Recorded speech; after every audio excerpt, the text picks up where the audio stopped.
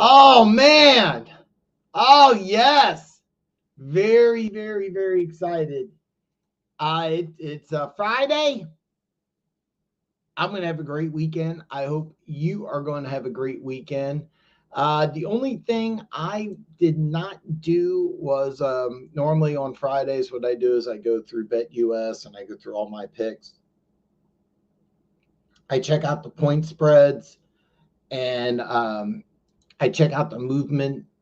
Usually, if there's some movement, there's some logic behind that, and there's some good opportunities. I didn't, full disclosure, I didn't have an opportunity to do that today. Didn't have an opportunity to do that today. The reason why is that, oh man, what's up? Keaton here is first. This is awesome. The reason why I didn't do this, I got kind of distracted. I was kind of looking at some of the news and I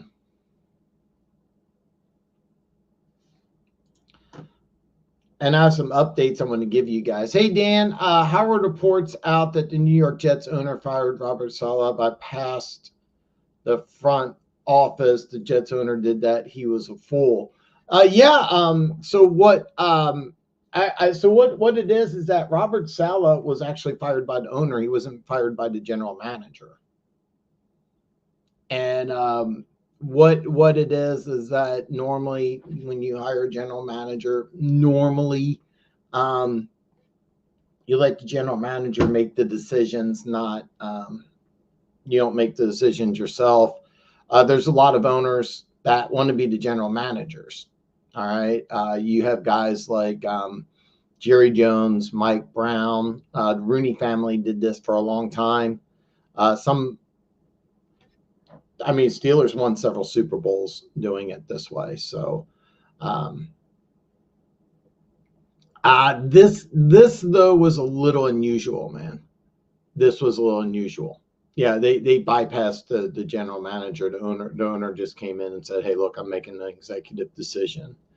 And I think that when owners get involved, when they're normally don't get remember, I don't know if you remember this. It was when the Tennessee Titans drafted Vince Young. The general manager, the coaching staff, they all wanted Matt Leinart. They brought in the offensive coordinator who worked at USC, I think the year before. The team was set up perfectly to run an offense designed for Matt Leinart, not Vince Young. But the owner came in and said, "No, we want Vince Young." The reports are in Carolina that the owner pressed for Bryce Young and didn't want CJ Stroud. I don't know how long you've watched. You've watched my. I don't know if you remember my draft content, but for the first 4 mock drafts, I kept on saying C.J. Stroud. That's the guy that Frank Reich would want. Would be C.J. Stroud, not Bryce Young. But yeah, it's happened before. It's rare, but it does happen. Blank 13, what's up, Dan? Should I trade to AOC? Need a little more information. I think he's still a wide receiver one. I know he didn't have a great game. I do want to talk about the 49ers Seahawks game in detail. Isaiah Garando, running back, made one of the smartest plays in the NFL, and that he's a rookie and made a genius play, and then Shanahan ruined it by having Juszczyk score a touchdown. Hopefully I'll get to that, but I'm going to make sure I get everybody's questions answered. Should you trade AOC? I still think he's a very solid high-end number 2, low-end number 1. He's going to be more productive in the offense. Off the top of my head, I don't know the numbers that he had. So if you do trade him, you're probably in a situation where you're trading him for low value. The good news is that he's a big name. What would you be able to get for him? It's always the question with the trade. In my opinion, when it comes to fantasy football, you always can make a move. You can always, nobody's untradeable. You could have the best quarterback, best running back, the best receiver. You can always make a trade. I wouldn't recommend it, but I would need a little more information. Maybe if you have a team that's got, CD Lamb and Justin Jefferson or Jamar Chase, those are my three top fantasy football receivers. You got one of those guys and you can get some good value, sure, but I need a little more information. But just rapid fire answer. Without the rant, no. I think he's still going to put up some big numbers. He had big numbers last week. I don't think he did much. It was kind of funny yesterday. Somebody asked, should I go Debo, Mason, or Robinson? I was like, oh, you want to go with Robinson? And then I found out he got hurt. And I was just like, you got to be kidding me. Got to be kidding me. What was his numbers last night? 2 for 37. So before that, he was 8 for 147. Keep in mind, he doesn't have a touchdown yet. He'll probably end the season with 8 touchdowns. And I say that because what did he do last year? So here, his last 2 years, 7 and 8. I don't think it's going to go down. So, I mean, his production's still going to go up. Cap for life. What's up, brother, man? A little love of the fish. I love it, man. I love it. Austin, what's up, brother? Man. With neighbors out, do you like Wendell Robinson or Darius Slayton this week? I like them both, to be honest with you. I really think that you're just guessing if you want to choose one or over the other. Because if you're not aware, Dax Hill, they wanted him to be the guy to replace Bates. It was kind of a smart move, and I like Dax Hill coming down to Michigan. This offseason, they moved him back to corner because when Bates was there, they had him play corner thanks to injuries. Played really well. They tried him at safety, didn't really work out. Moved him back to corner. He's playing well. Got injured. I think he's out for the whole year. This is kind of why I like the Bengals, the Giants over the Bengals. By the way, check out my picks video if you haven't already, Austin. It would mean the world to me. So I think both are good options. If you're going to guess one or over the other, you could literally just flip a coin. I don't think you're wrong going either way. If I remember right, you have Robinson. So if you have one, start them. But Neighbors being out really bothers me because it was a Thursday game, and then I was like, okay, he'll be good for Sunday, and he's not. And then next Sunday night, still not good. That bothers me. Head injuries are always scary.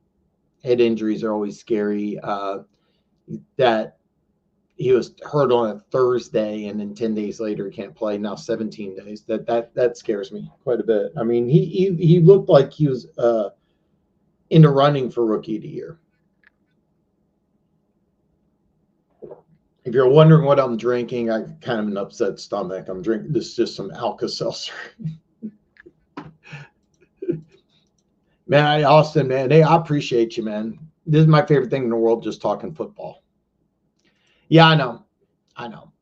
2 catches, 37 yards. I get it. And what do you want to do? You got a guy that you're banking on, and he got 5 points. You want to get rid of him. I understand. Slow down, because if you go ahead and you release a guy low, you're going to get somebody like Jerry Jeudy who may have a. By the way, listen. Course of the season, Brandon Ayuk's going to be a 1,000-yard receiver, 5 to 8 touchdowns. Jerry Jeudy's going to get you 600 to 700 yards. Even though I love Jerry Jeudy coming out of college, probably going to get you 600 to 800 yards, probably about 5 touchdowns for the whole year. Is there going to be weeks where Jerry Jeudy does better than Brandon Ayuk? Yeah, like probably this week. Is he a better player long term? No.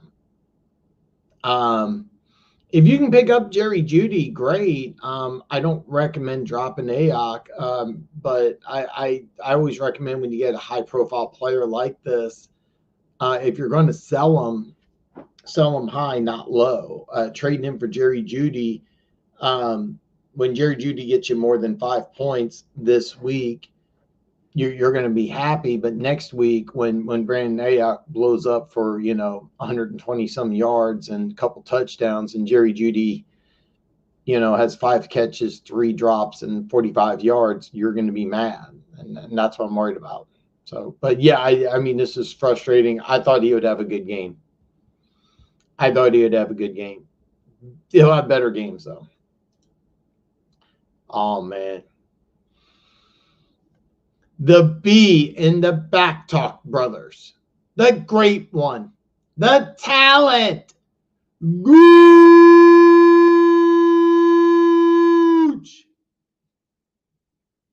Gooch says hit the like and subscribe from my main Dan. Question. So Tyreek has been posting his Chiefs highlights, or is he coming home, or does he miss it now? I'll be honest with you. It's funny. I remember going back to that when we were talking about Tyreek Hill and being detained for the traffic stop and the way he behaved and everything. I'm thinking to myself, the guy just has really, really bad judgment about things. I'm almost thinking anything Tyreek Hill does is just bad at this point.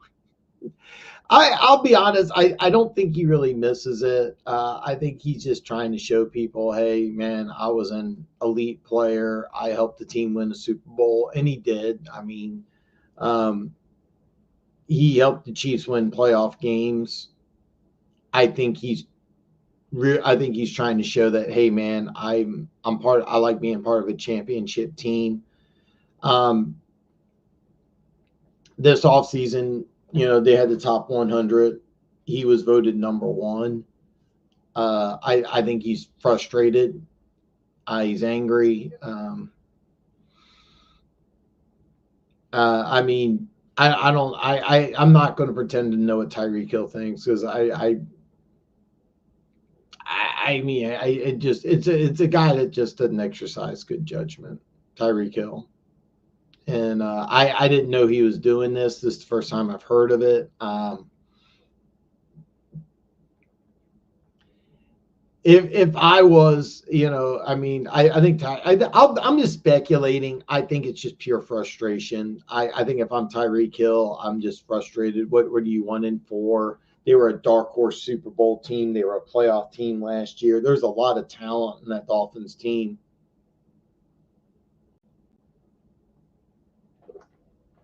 I think that he's just frustrated.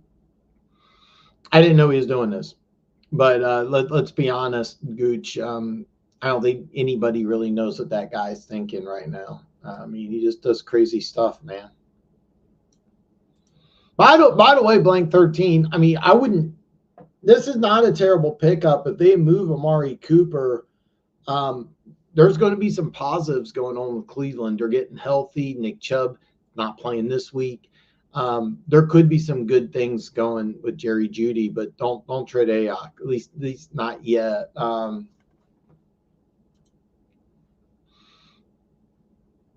So San Francisco, let's take a look at their schedule. So here's the drill. You have some tough matchups, all right? I mean, Kansas City and Dallas, but both are at home. You get a bye. I don't know what your record is, but after your week 9 bye, you're at Tampa, home against Seattle, at Green Bay, at Buffalo, and then home against Chicago. And I bring that up because I really think that if you can hold on to Brandon Ayuk for weeks 10 through 14, so you're going to start the playoffs somewhere between 10 and 14. And my goal is to get you into the playoffs. I mean, once you get into playoffs, lightning, can strike. And this is going to be a guy that I really think, look, the Chiefs defense is really good. Dallas up and down. You could have a good game against both teams. You never know. But I'm circling after that bye week. Then I really think his production's really going to go up. So You pick up. By the way, if you can pick up Jerry Jeudy, great. Pick him up, but don't move Ayuk. Just left. Yeah, By the way, if Mason stays healthy, he has a monster game. The play by Isaiah Garando, the fourth round rookie out of Louisville, was just genius. And then why Shanahan wanted to run the ball was just beyond dumb. If you didn't watch the game, he had a 76-yard run, and he slides down before getting in the end zone. And instead of being smart and taking the knees, three kneel downs in the game, they run the ball into the end zone, score a touchdown. Why you don't do it is you probably know the play I'm talking about, Miracle at Meadowlands. The Miracle at Meadowlands, the original one, is the Giants are up by 6. All they need to do is take a knee. They win the game. Instead, they hand the ball off. There's a fumble between the running back and the quarterback, the handoff exchange. Herm Edwards, of all people, Herm Edwards is the guy who picks the ball up. He was the starting corner. Picks the ball up, runs in for an end zone. Eagles win. They call it the Miracle at Meadowlands because instead of taking a knee, they ran the ball. If the same thing happened when they were up by 5, and they fumble the ball and give Seattle the ball back, even if it's inside the 5, you give Seattle the ball back with a minute 30 or a minute 20. It would probably be a minute. It'd be just under a minute 30. No timeouts. You got a lot of excitement and a good possibility you lose that game. Should have just took a couple kneel downs. Very, very dumb move by Shanahan. Smart play by that rookie, who a lot of people were blasting him on social media, which I was a little surprised. Smart move. I really thought San Francisco would score over 30, and they did. It was a dumb move to score 30 over 30. It should have been 29-24, but it worked out in their favor. They won by double digits. So apparently the coach had 5.5 on the game. Bad joke. Ed Dog, what's up, brother? Kyler this week or go with the Cousins Mooney stack? Ooh. That's a good one, and so I that's a cool name, man. So I'm gonna guess that I haven't seen you before because I'd like to think I know this. Okay, so I can argue both ways on this, and the reason why Cousins against a bad Carolina defense, I like it. I like it a lot, as a matter of fact. The one reason I really like it is that there's some life in the Carolina Panthers offense. So if Carolina's doing any sort of scoring at all, what's your best option? But John Robinson's a little banged up, so he may resort more of an aerial attack. It worked last week against Tampa. That said, by the way, Green Bay's defense has been playing decent. The interceptions have been noted. Xavier McKinney, 5 straight games on the interception, something crazy like that. And the defense has been playing decent. Just decent. And I really, there is a possibility, if I tell you to go with Cousins, that Kyler Murray could blow up. And by the way, I really think that this is a game Kyler Murray could have a massive game. I really, really believe this. He's a talented guy. He's got weapons. The issue is that I have is that you have a talented front seven. It hasn't all come together yet, but you have a lot of talent in that Green Bay front seven. Remember, they got a new defensive coordinator. You have a banged up right tackle. My final answer is I would go with the Cousins Mooney stack. I like it. You're going against a bad defense on the road that's been scoring points. I know last week they didn't score a lot of points, but with Andy Dalton there, the offense is doing a little better. I do like the Cousins Mooney stack. I just want to warn you, I do expect Kyler Murray to have a good game. Like this could be one of those crazy games where, he has over 300 yards passing, 50 yards rushing, or he could have over 100 yards rushing and 250 passing and a couple touchdowns. However, you still have some issues on the offensive line. I still think you're trying to. I don't think. I know that they beat the 49ers last week, so you're coming off of a high. Another thing that you could say Arizona's coming or Atlanta's coming off. I get that, but you also have some extra time. Remember, they won on Thursday. So I'm leaning towards Cousins, but it's one of those things where if you're like, hey Dan, I want the upside. I want the upside because I'll be honest, Kyler Murray's ceiling in fantasy football and just in the NFL is much higher than Cousins, but I like the Cousins Mooney stack. I really do. You're division game, bad defense. Yeah, I would go with Cousins. So hopefully you didn't mind a rant here. I've been accused of, just I got to lower my rants, but yeah. Yeah, exactly. No, Perry, I'm really, I thought Salah would get the axe. I was really thinking if you're going to fire him, I wouldn't do it now. Because let's be honest, let's just say Salah wins against the Jet. By the way, I full disclosure, if you haven't already, please watch my picks video. But I picked the Jets, and if the Jets win, they're in first place. Why not give them a chance? Me and you both called it that we thought the Rodgers push off, like there's something in there.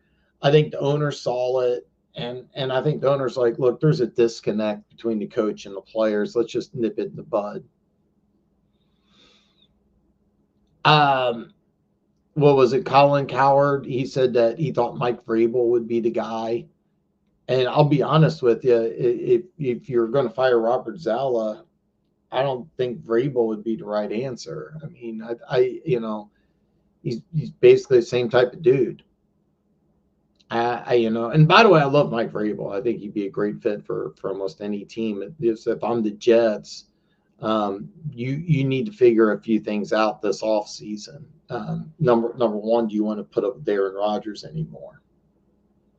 I mean, he's the oldest player in the NFL. He's going to be 41. The defense is solid. You have some pieces on the offensive line. You got a couple really good running backs. Do you want to go with a younger guy?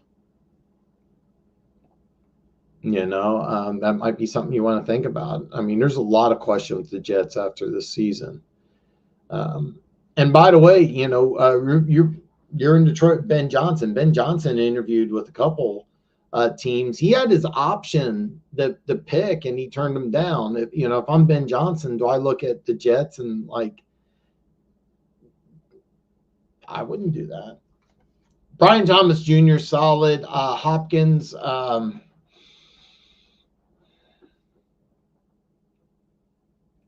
I mean, it's kind of a shame because Will Levis. By the way, I do want to talk about this today. Will Levis, Denver Gators, hopefully will join the chat. So no bad talk about Will Levis in front of Denver Gator. But Richardson's going to play. Levis is going to play. Brian Thomas Jr., I think, is a starter. I mean, are you starting both Thomas and Hopkins? Hopkins I'd worry about because I don't have any confidence in Will Levis, which, by the way, when Denver Gator joins the chat, no negative talk about Will Levis. But, yeah. Yeah, you said go with Debo over 100 yards and a touchdown and some carries on the ground. Yeah. Gooch is such a cool dude, man. I love that man. I really do love that dude. Jeffrey, what's up, brother? We will see some. We will see if Jameis Winston gets some playing time this week. I actually would not be surprised. I mean, Philly's coming off of a bye. They're at home. They're a massive favorite. I know they opened up, I want to say 9.5. I meant to do this more. I didn't have a chance. Right now, it's still 9.5. I don't know if you do sports betting or not. 9.5 is a huge number in the NFL, even if you're home, even if you're favored. It wouldn't surprise me if Philly not only wins but covers. And I could really see a situation where Winston may get some mop-up duty. I could see that. I wouldn't be surprised.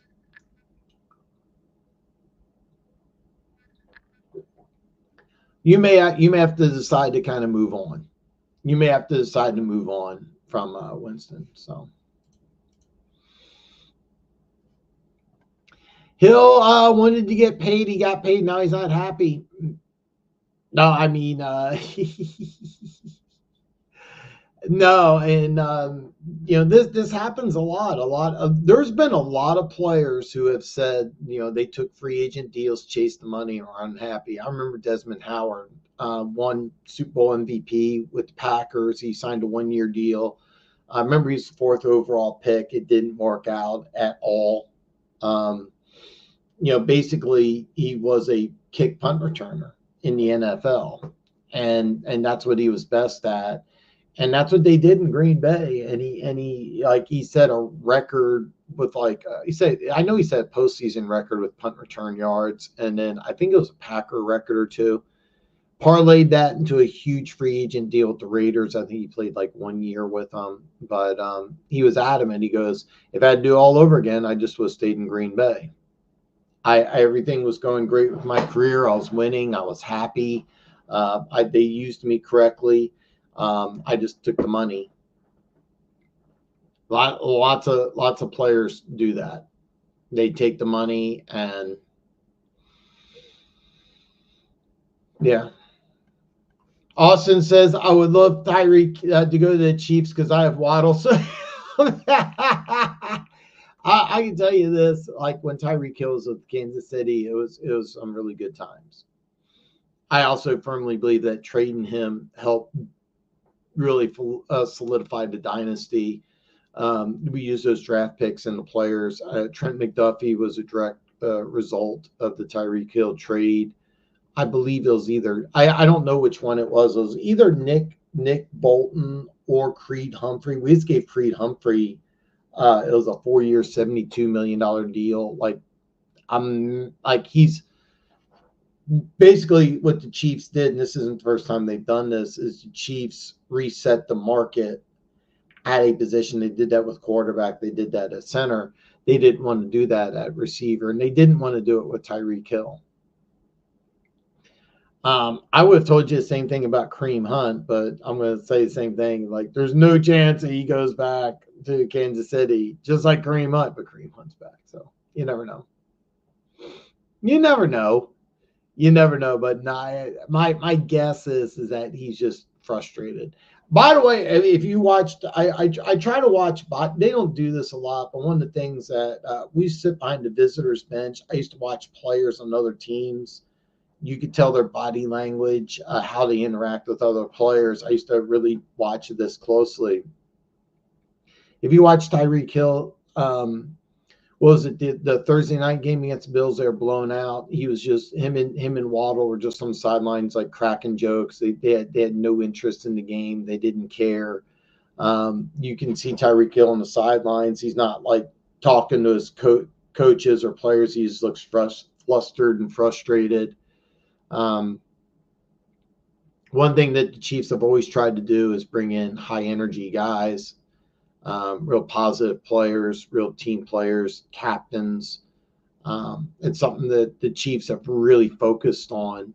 And there's a lot of people that just don't care about that. The Chiefs have, and the Chiefs have built a dynasty for it. So it might have something to do with it.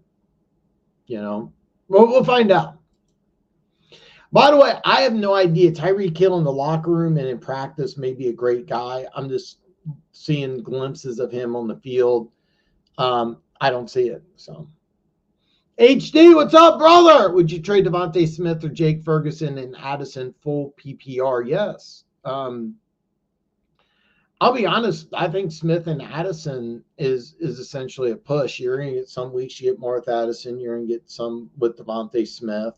To be honest with you, I mean, look, you're a dome team. Darnold's a pretty good quarterback. I'm not saying Hurts is a bad quarterback. You're playing outside. You have some weather conditions. AJ Brown. You have Saquon Barkley. I mean, yeah, I know you have Justin Jefferson, but Aaron Jones isn't the same. I think it's a push. I really, really do. I actually, to be honest with you, I'm almost leaning. Hold on. Sorry. You have Devontae Smith, correct? If you have Ferguson and Addison and you're wanting to trade for Devontae Smith, do not do that. AJ Brown's coming back. He's going to be the number one guy. Remember they traded for Jameer or Jahad Dotson, that former Penn State player. He was a former first round pick. I didn't have first round grade on him, but that's neither here nor there. Remember Washington gave him up. I think it was like a third or a fifth or something. If you're the one with Addison and Ferguson, absolutely not. I mean, you're basically trading a 2 for a 2 and a guy that could be your starting tight end. So I would strongly recommend if you're the one with Ferguson and Addison, hold on to those two guys. If you're trading Devontae Smith for these two guys, make that move immediately because I'd be really I have no idea what your lineup's like. More than likely, Addison's a solid 2, and there's not too many tight ends I would start over Ferguson. There's a handful, but I mean, Ferguson's a guy you could start. You're basically giving up one starter for 2. So yeah, make this move. 8-man league. Okay, 8-man league. Okay, your current tight end is Pitts. Probably making you pull your hair out. Oh, nice. Amon-Ra, Nico, Drake, Devontae. Nice. Okay, you're the one making the move. Mooney. Running backs, A-Chain, Connor, Moss, Brown, Eckler. Okay. Ooh. Okay. Love your receivers. Not fond on your running backs. I do like the Moss Brown thing, but you're kind of rolling the dice. More than likely, you're not starting them both this week. I believe Eckler is going to play.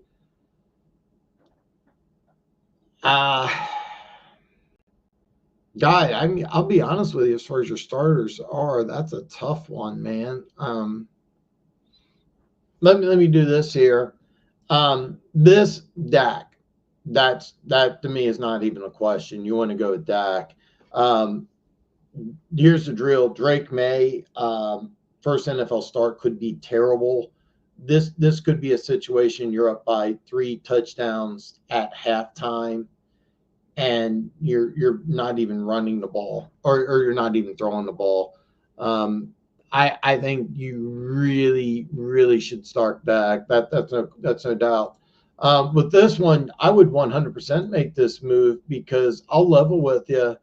Not only would I make this move, even though the matchup could be better with Pitts against Carolina, I'd probably start Ferguson, to be honest with you. So you get a starting tight end, and then here's the drill. Here's the drill. Because you got some good players at receiver, you can make a move. I'll be honest with you. I mean, I haven't gone through all the comments yet. I tend to rant. Something I'm working on, by the way. I think you need some help at running back because I'd be hard pressed that you're going to start both Bengals running backs. Out of this lineup, I would start Connor, and then out of Moss, Brown, and Eckler, I would start one of the Bengals running backs. I just don't know which one. you kind of have to flip a coin. I can make a strong argument for both. Maybe you want to go with Eckler. I don't know, but this absolutely, because I'm starting Ferguson over Pitts, and I mean with your receivers, you have to go with Amon-Ra. That's a no-brainer. You could go with Drake or Mooney. I wouldn't even blame you if you went with Drake and Mooney, to be honest. If you wanted to have some fun this week, go full Atlanta lineup and hope Cousins blows up just like he did last week. But anyway, make this move. Absolutely make it. And then I would really, once you do this move, I would see if you can make a move for a running back, because here's the drill: you really, Connor's the closest one you have to a number one. And I think Benson's going to eat up his carries sooner than later. And what I'm worried about is that in an 8-man league, if I'm correct, your playoffs are going to start early, somewhere between week 10 to 12. I really want to upgrade your running back position. That's my guess, is because you're in an 8-man league. You have an early playoffs. So anyway, sorry for the long rant. Make this move. KJ Frederick, what's up, brother? What's up, brother? Better full PPR play: Mike Evans, Lattimore, Zach Moss, Ray McLeod. I like Ray McLeod as a player. Atlanta, I think they're doing a smart move, getting him involved in the offense a little bit, trying to stretch out the field. Basically, kick, punt, returner. I wouldn't bank on him. Okay. I would lean towards Moss. And the reason why I lean towards Moss is that, let's be honest. By the way, I can see a situation where Lattimore plays Evans and then he also plays Godwin. I don't think he's just sticking with one. The Saints defense is really good. All right. The Panthers defense isn't. But I mean, how many touches is Raymond McLeod going to get? I would go with Zach Moss. Now, keep in mind, they're going Moss and Brown. You really don't know what they're doing. If I was the Bengals, I'd have Moss get like 15 to 20 touches. And then, Brown would get around, I'd say, like 10 to 15. But that's kind of the split I would do. I could see a situation where Moss gets like 20 touches against the Giants. A team got a pretty good defense, but you're going to need to score some points to beat the Giants. All right. I mean, the defense is bad in Cincinnati, and the Giants have been playing a lot better than I expected. The offense has not been bad the last couple of weeks. I would go with Moss because I think with Moss, you're definitely getting the most touches. Now, is there a chance maybe Moss gets those 10 touches and Chase Brown gets 20? Sure. But his 10 touches are going to be more than Evans. I mean, to be honest with you, don't get me wrong. I could see a situation Evans has like 8 catches, 100 yards, and a touchdown. You said it yourself. Lattimore's a really good corner. Lattimore's one of those dudes I have a major man crush on. But yeah. Yeah, I could see where Ray makes a touchdown, but I'm gonna level with you. I would go with Moss, because Moss is the guy who's going to get, out of these three, Moss is going to get the most touches. Right? He's going to get the most touches. He is a 3-down back. Now, Chase Brown is the dude who's got the home run speed, but on, first and goal at the 1, who's getting the carry, it's 100% going to be Moss. So that's kind of my thought process. And also, I know that if I'm Bengals, I got to score some points. There is a chance. There's a very, very, very good chance that Saints game, that could be one of those 9-7 games. I'm kind of low key hoping it's a shootout. I'm very, very excited because I want to see Spencer Rattler play. I'm very excited to watch that game. And by the way, I could see Baker Mayfield saying, you know what, I'm kind of mad about last week. By the way, Falcons have an excellent secondary. Baker threw, what was it, 3 touchdowns early? So I would go with Moss. That's just my opinion. Go with the guy who's going to get the most touches. But that would be option. That's a good option. And by the way, listen, man, Ed, thanks, brother. By the way, if you really think that this is the week that he's going to get his first touchdown, great. There's a very good chance Moss scores in New York. Also, just and by the way, this is just a Dan thing. This is, there's no logic behind this at all. No logic behind this at all. I like playing my guys later. Like, you know, the Giants Bengals play on Sunday night. It's a little more fun. Nothing, but yeah. I didn't like when the Petty head slide head. He's lucky he didn't get hurt or hurt somebody. The Purdy slide. I'm not sure which play you're talking about. You're not talking. I know you're not talking about the girl. You said, you know, Purdy head slide. I'm not sure which play you're talking about. Yeah. By the way, yeah, Mason, he would, if he stayed healthy, he would have over 100 and probably a touchdown. So I would go with Moss, but hey, KJ, do me a favor. It doesn't matter which one you go with. I would go with Moss. Go with the guy who gets more touches, but whatever you do, let me know. And because my ultimate goal is, I would rather you not take my advice. Like there was a guy yesterday. He said Mason, Debo, or Wendell Robinson, and I told him go with Mason, and he should have went with Debo. Hopefully, the guy didn't listen to me. And you know, wins his game. I would much rather you not take my advice and win than take my advice and lose. And my goal is to help you win. So keep me informed what you do, and hopefully Monday I hear back from you and you're like, hey Dan, I won this week. You know, hopefully you're 6-0.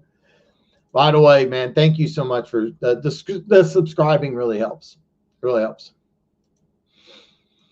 Yeah. Okay. Let's get you back on track, Mike.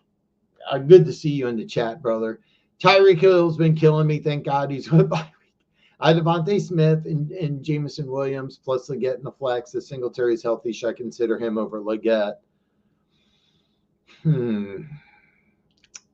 You know, that's not a bad idea. I would almost consider, because you have AJ Brown coming back, I might consider sitting Devontae Smith. That's I know it's a tough thing to do, but I'm thinking that if Philly blows out Cleveland, that they may just give Barkley a lot of carries. You may see some backups in there.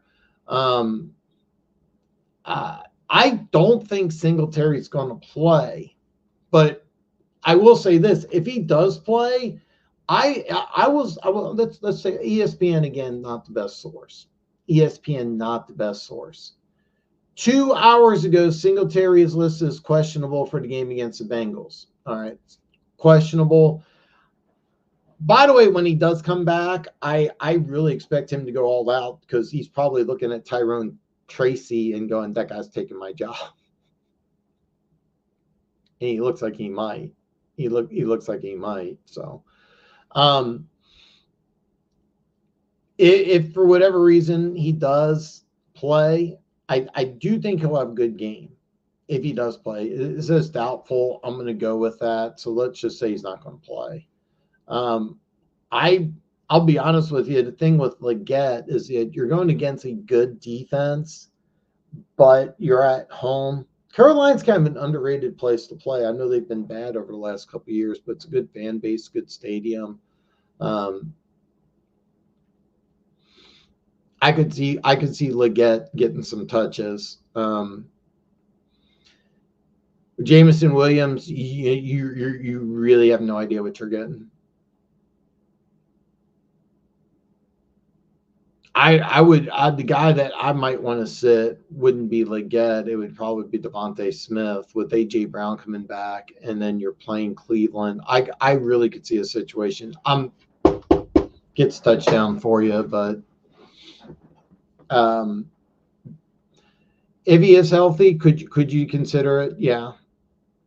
I'll go with the doubtful. Keep an eye out on the injury report, though, because I'm always a fan of getting a 3-down running back in there over a receiver. And one thing, Singletary is a 3-down running back, and he may just will himself. He might just say, "Hey, look, this backup's doing really good. I got to get back on there because, I don't want to get cut, traded. He's got money to make."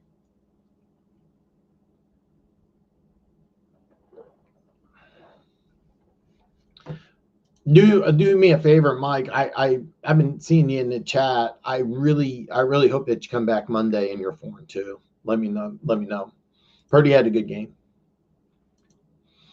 This is a great question from Keaton Talk Sports. Who has a better game, Rodgers or Allen?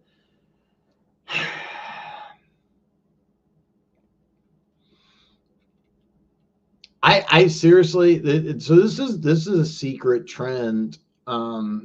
A lot of sports bettors know about, and something a lot of people have made money with over the years. When a coach gets fired, that very first game, it's a crazy number too. I want to say it's like 83%. I don't know the exact number, but that very first game, the new coach almost always wins. Keep in mind the guy that Rodgers wanted as the offensive coordinator, he's not calling the plays anymore. I'm leaning to believe that 53 passes and, next thing you know, coach is fired, offensive coordinator is being replaced. So I'm leaning towards the Jets being more of a run-heavy team. And you got a couple good running backs.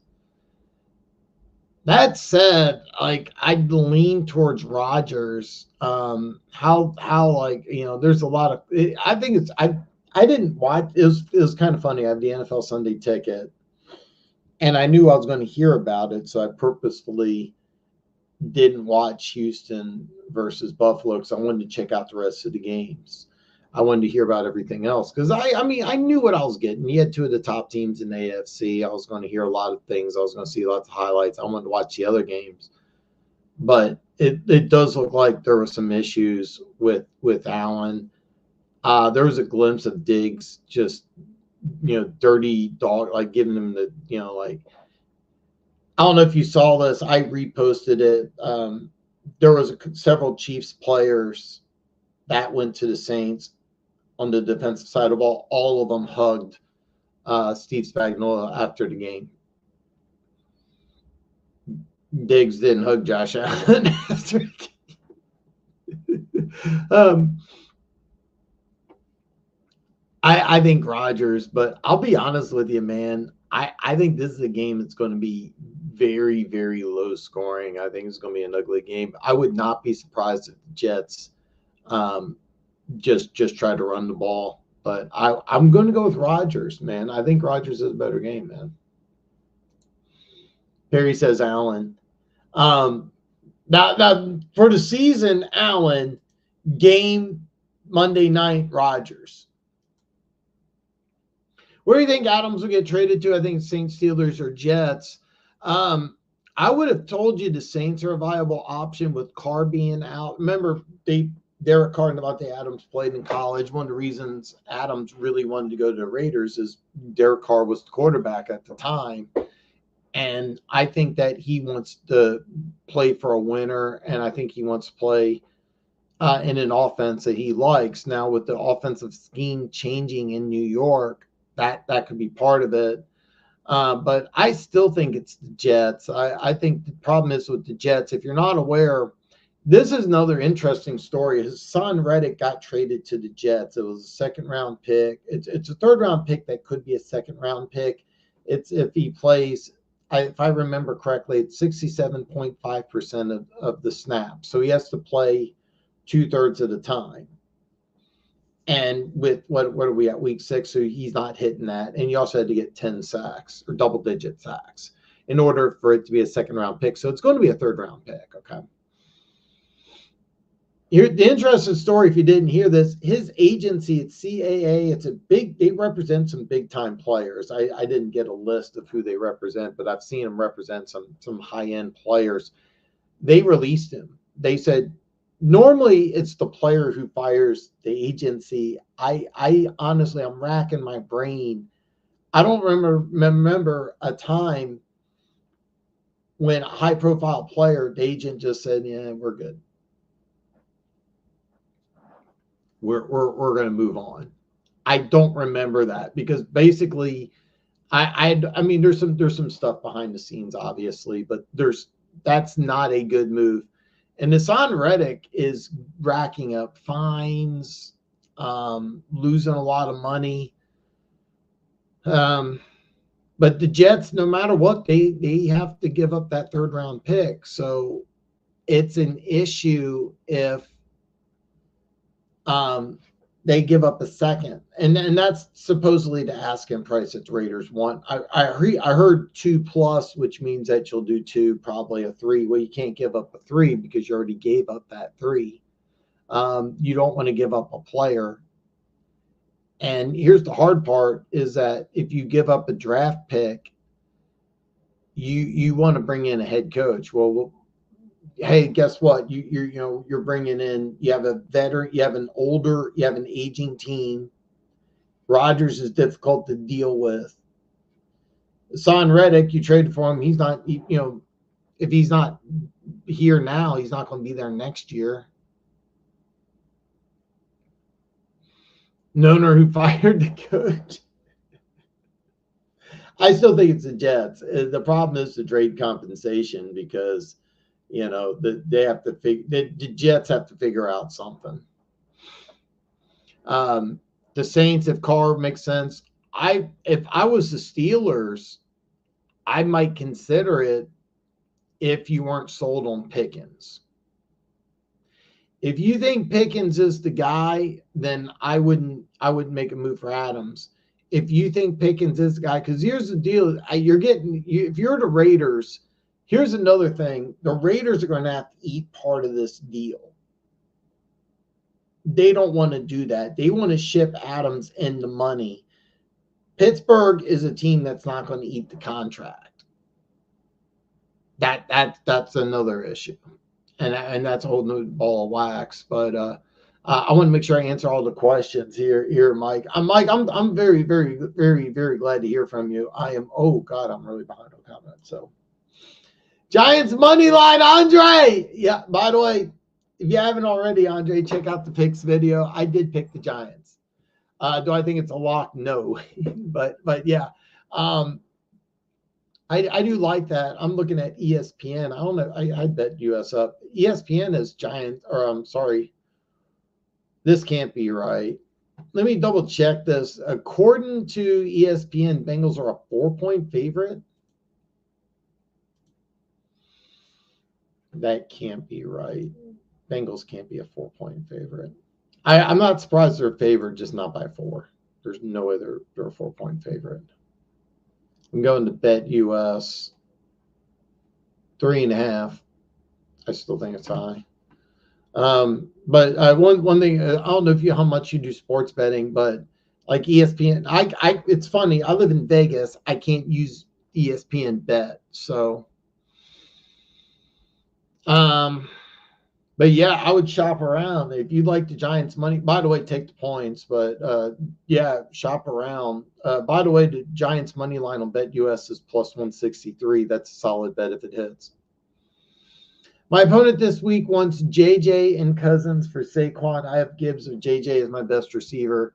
I would really not make this move. You're probably talking the number one. In my opinion, Barkley's the fantasy football MVP.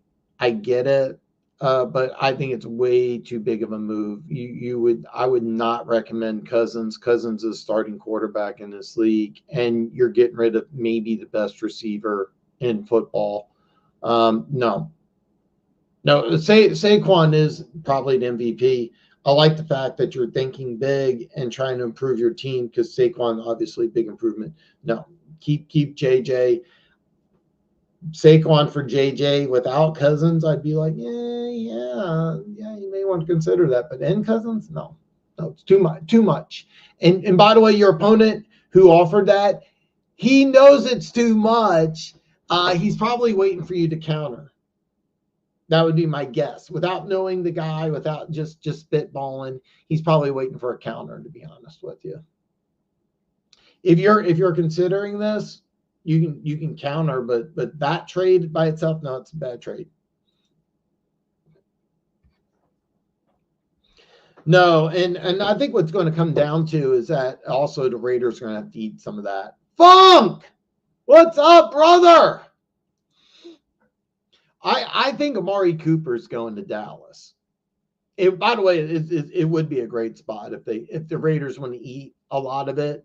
But here's the deal: if the Raiders eat the contract, Dallas, I think, would be more than.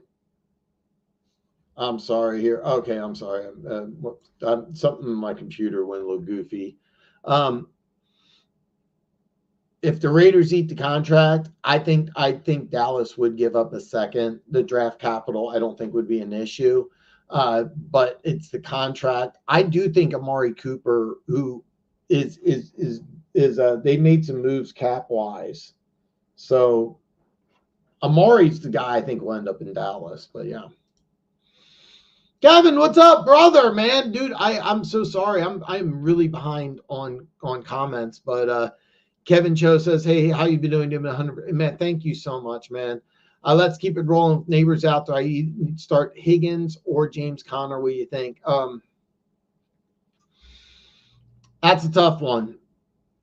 That is a real tough one. I've been adamant that James Conner is going to start getting some touches taken away and that they're going to go with Trey Benson a little more, but I don't think it's going to be this week.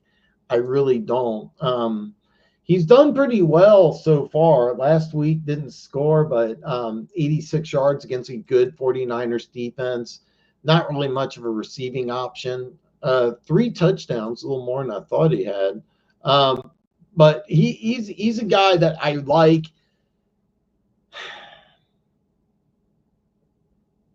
I'm trying to 8 receptions in 5 games. That's just terrible. But I'm gonna level with you though. I always like a 3 down back. I'm using that because they really don't throw him the ball very much. I don't think I've been hearing a lot of great things about Green Bay's defense. The thing is with Higgins, you really don't know what you're going to get. There's some questions about the Giants secondary, but that front 7's solid. I do think it's going to be a high-scoring game. All right. I'm going to give you a kind of a weenie answer here because here's the drill.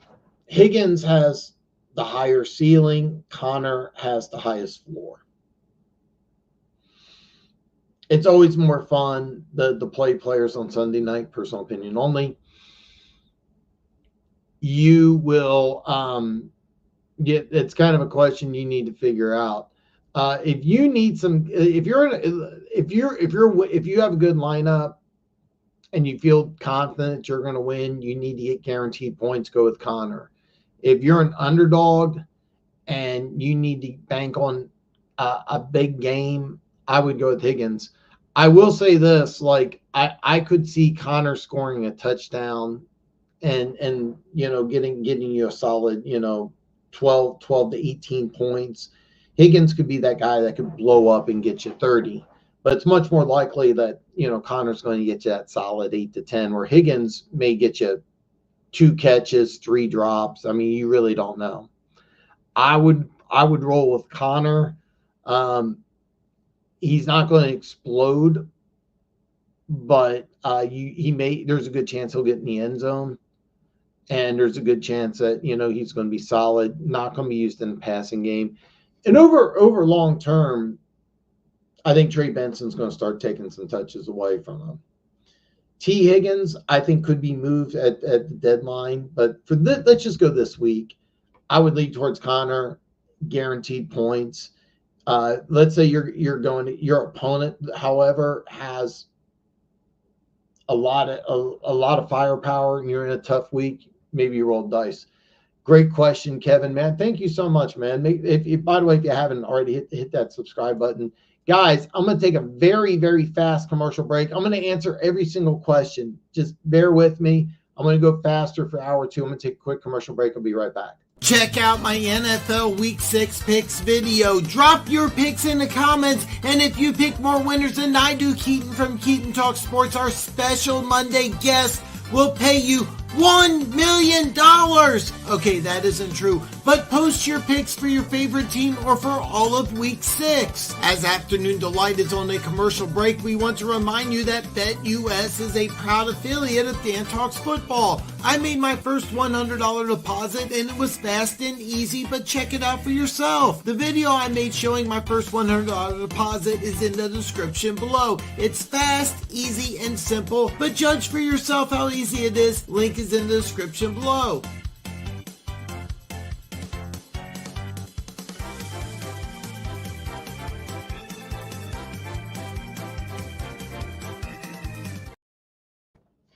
Yes.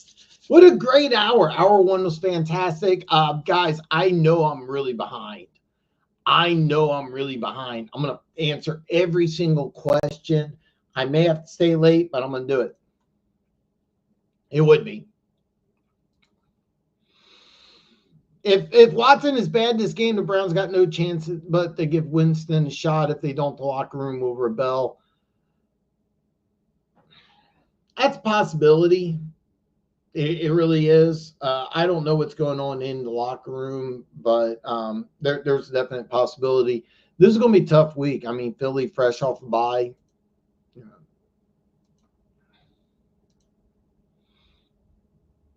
I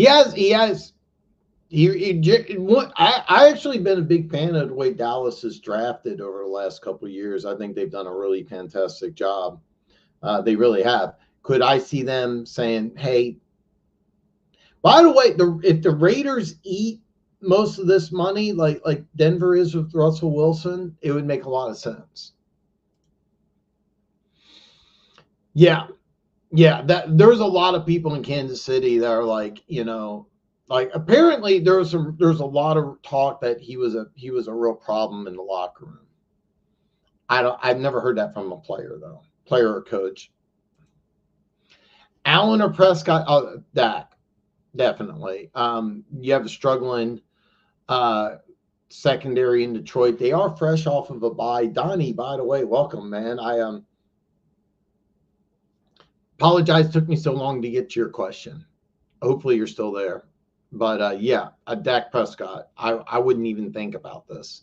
I'm not going to go into too much detail because I'm so behind. I don't recognize you, so if you're new, hit the subscribe button. Again, I apologize. By the way, in case you can't tell, Funk's a huge Lions fan. Denver Gator!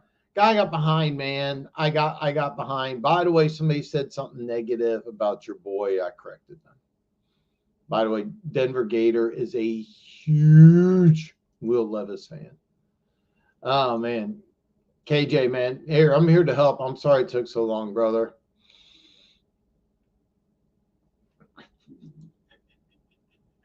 It's funny. I have a buddy of mine who's a Cowboys fan. He keeps on sending me stuff about the Chiefs and the refs. So it's really funny that you say that. I wish you know what? I'm actually going to star this here. Because I want to send this to my buddy. Yeah, Denver Gators spitting facts here. Okay.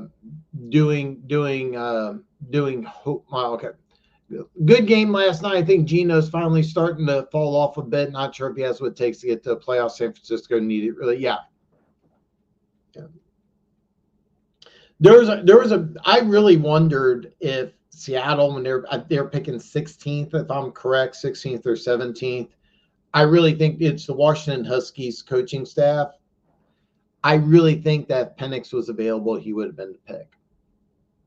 By the way, I saw that they released Sam Howell, if I'm correct. A little surprising.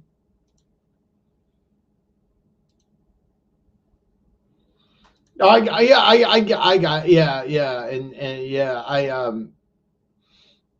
I think it's smart that you look at lineups like that. But Lattimore will not just play one-on-one against Evans. I think he'll play a little bit of Godwin. So the Lions got that phantom trip call on the third down last year, help out a lot. Plus, Goff had 2 more chances to get. Oh God, that was the game. Yeah.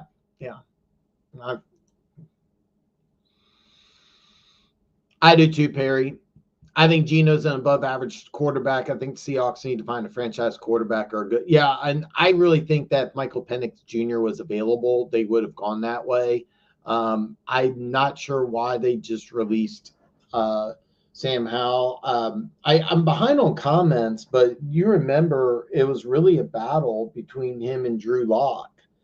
Drew Lock and I went to the same high school, a few years difference. So I never saw him or anything, but always liked Drew Lock. And what happened is, if you remember, going into training camp, it was pretty much neck and neck. They were leaning towards Geno Smith, but Drew Lock got COVID, and he was out for several weeks. So that's why he won the job. But you remember when he didn't play and they put Drew Lock in there and the offense didn't skip a beat.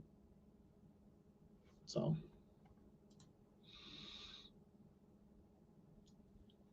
yeah. So it's funny. My buddy sends me stuff on a daily basis about the Chiefs and the refs.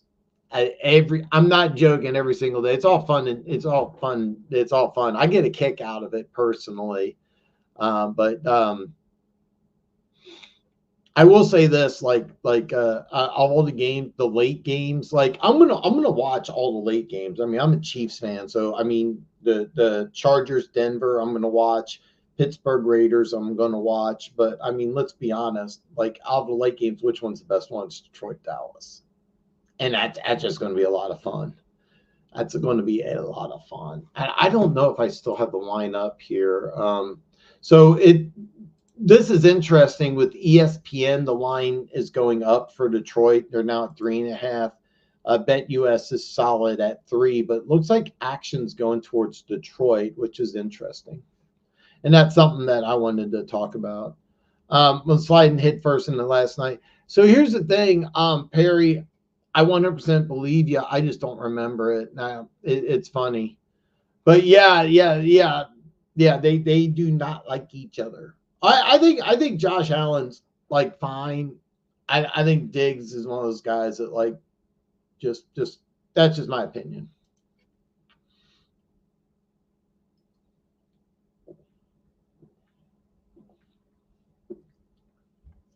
I want to make sure I answer every question, but I cannot emphasize this enough. When Gerardo, that rookie running back, slid, he ended the game. 1:30 and 1 timeout. That's ball game. First down, you take a knee. Seattle calls timeout. Second down, you take a knee. Third down, you take a knee. It's over. It is 4th down, but the clock's moving and there's 10 seconds left. The ball game's over. You shouldn't have scored that touchdown. It should have ended 29-24. And by the way, you say, what are the odds that he, something bad happens or on the handoff? That's what the Miracle at the Meadowlands was. By the way, that coach was fired and the Giants brought in Bill Parcells. So just saying. Just saying. But yeah, Shanahan makes some bad decisions, and that was one of them. Now, it didn't bite him in the butt, but it's not a good decision. So, Anderson, what's up, brother? I am so sorry it took me so long to get to you, man. Hopefully you're still there. By the way, if you don't mind, hit the subscribe button. But I am very, very, very sorry it took me so long. 12-man PPR. Do I trade Tyreek Hill for Davante Adams? That is a very, very interesting trade offer.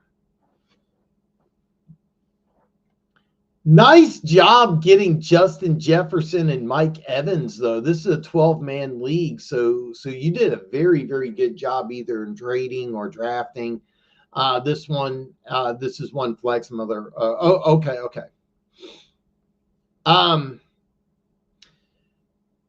I would make this move. Okay, and the reason why I make this move is you're banking on upside. Okay, you already got steady production in Justin Jefferson and Mike Evans. Justin, I think you have.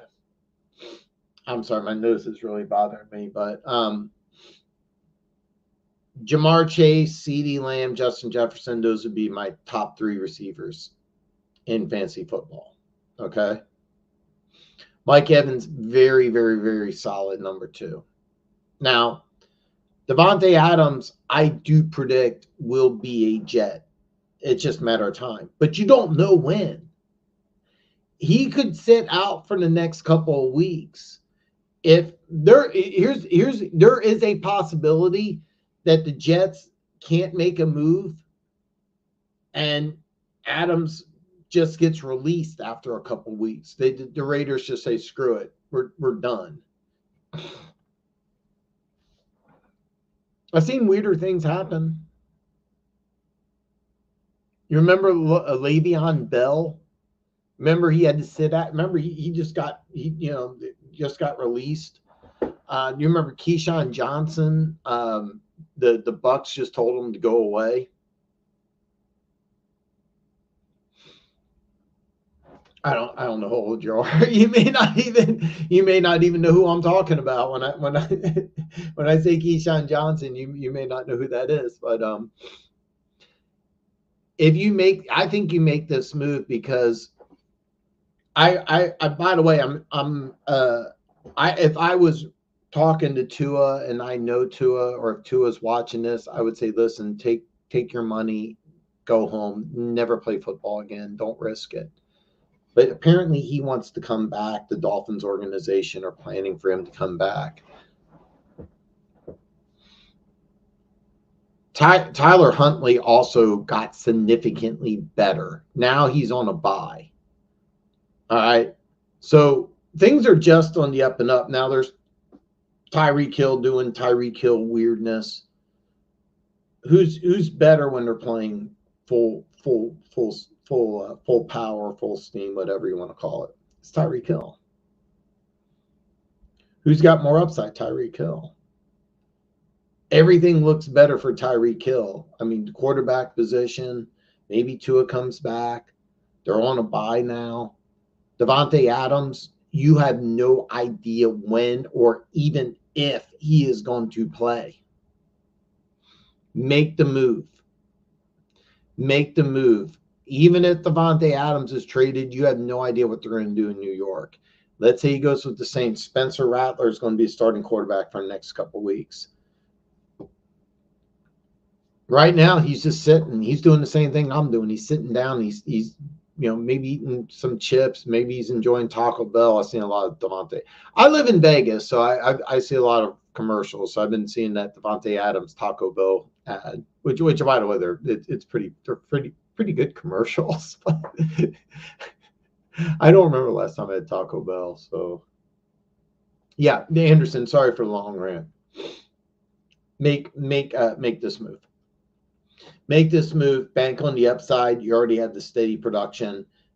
Tyreek Hill, whether he gets a little or a lot, will get more than 0, and that's what Davante Adams is getting. So, wait a minute. You're wanting to trade Tyreek Hill for Davante Adams? No, don't do that. I probably misread that. You waited all this time, and I gave you I flipped it on you. But no, keep Tyreek Hill. Keep Tyreek Hill or get Tyreek Hill.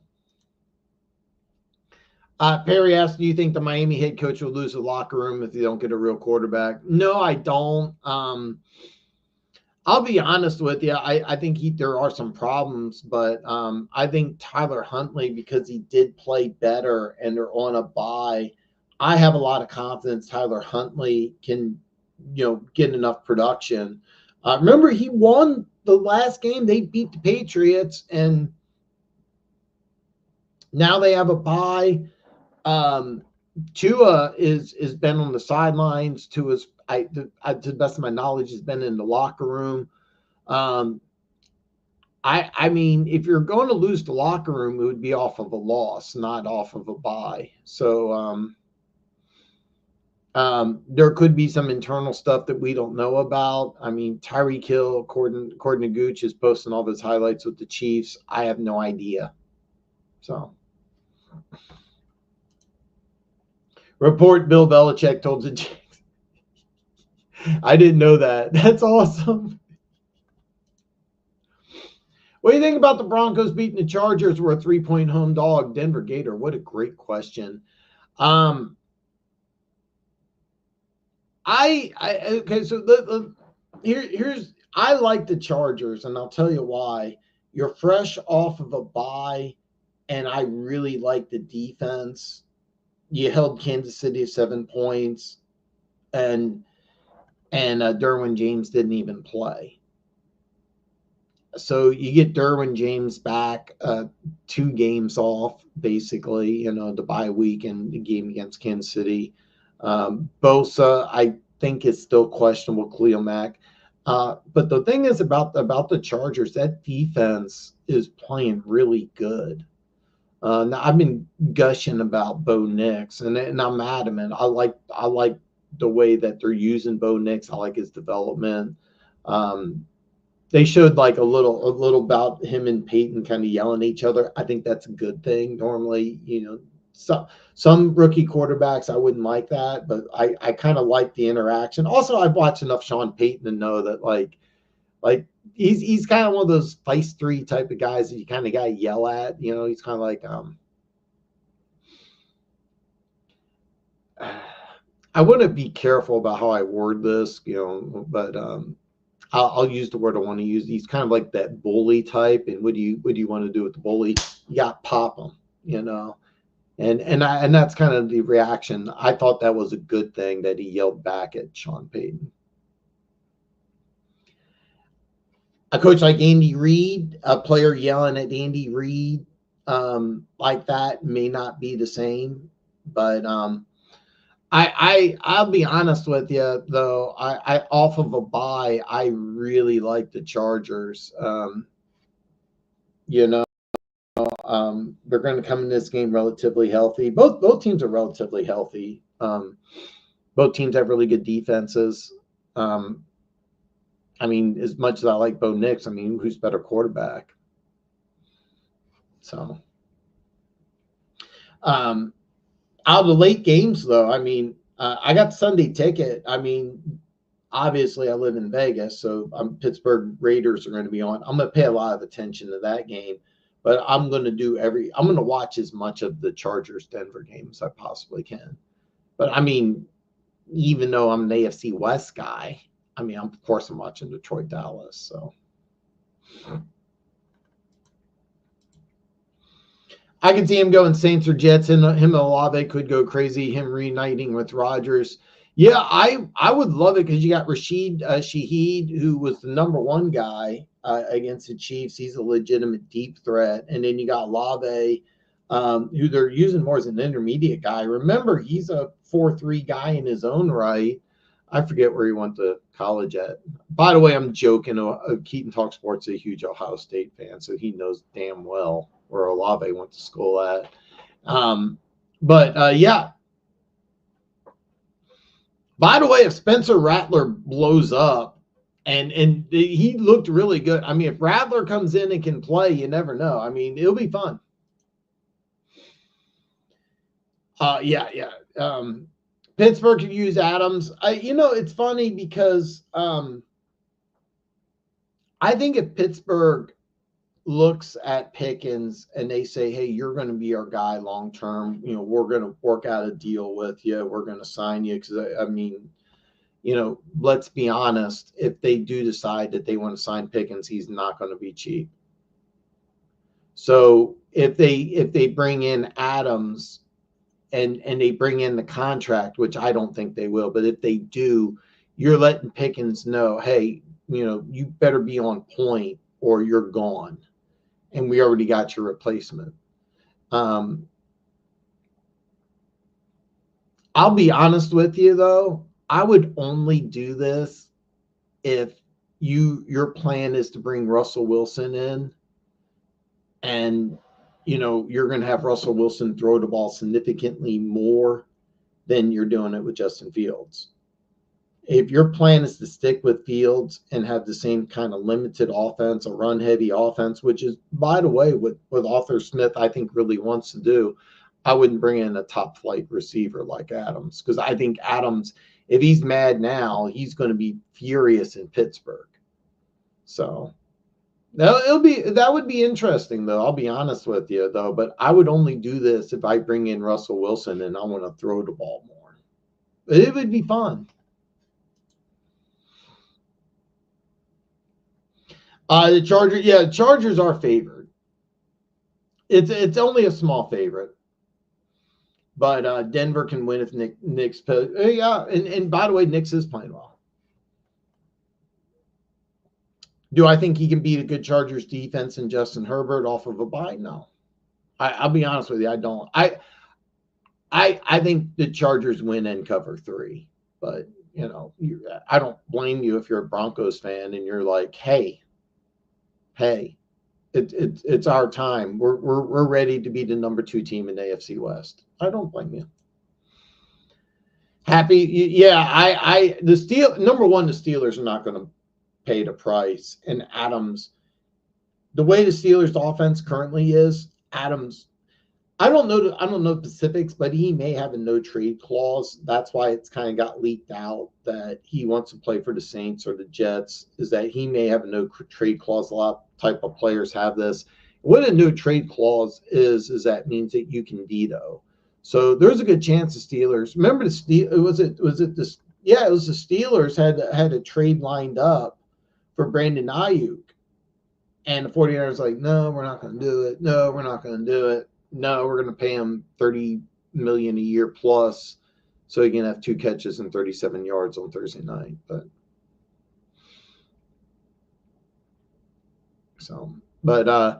I can see Adams and Pittsburgh. I can see the Raiders in Pittsburgh making a deal after this game. They play against each other. And I could see the Raiders after this game going, hey, what do you want, second, third, or whatever. And I could see Pittsburgh going, yeah. And I could see Devontae Adams saying, Pittsburgh? No. I could see that. Tyler King, what's up, brother? I apologize how long it took for me to get to your question. Hopefully you're still there. Hopefully, who should I drop for Josh Downs? Tank Bigsby, Rashawn Johnson, and Tyjae Spears. That's interesting. I would hold on to Bigsby for right now. I love Rashawn Johnson. Coming out of Texas, I really like the kid, and I'm a big Tyjae Spears fan. I was really expecting Tyjae Spears to be used more. I thought when you signed Swift, his production would be like almost nothing, but there's been a lot of people who have really been bringing him up in the chat, a lot more than I thought. I'm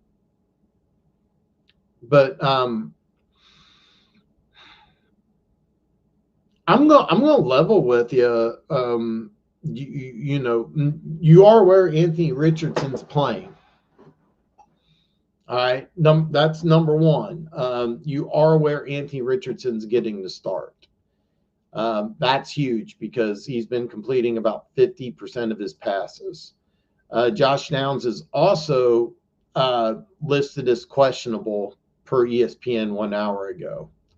Okay, so here's the deal. I'm just going to throw this out there. Against the Bears, 3 catches, 22 yards. Pittsburgh is when Flacco was there. That's when he had the 82 and a touchdown. And then Jacksonville, 9 for 69. Okay. With Richardson, 322. I want you to be aware that I as long as Anthony Richardson's starting quarterback, I don't like any of the By the way, ESPN says Pittman is questionable. Originally, they were saying he was out. So I mean, you have some questions if he's going to play. The answer I would be is with Rashawn Johnson. And even though I really, really, really, really like the kid, and I know he's had 3 touchdowns the last 3 weeks. I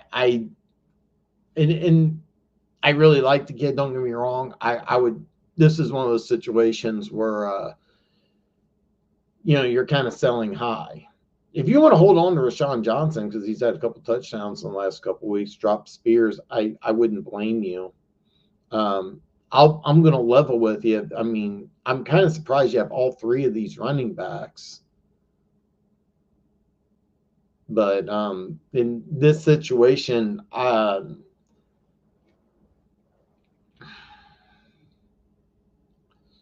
assuming you're in the PPR league, I would drop Johnson.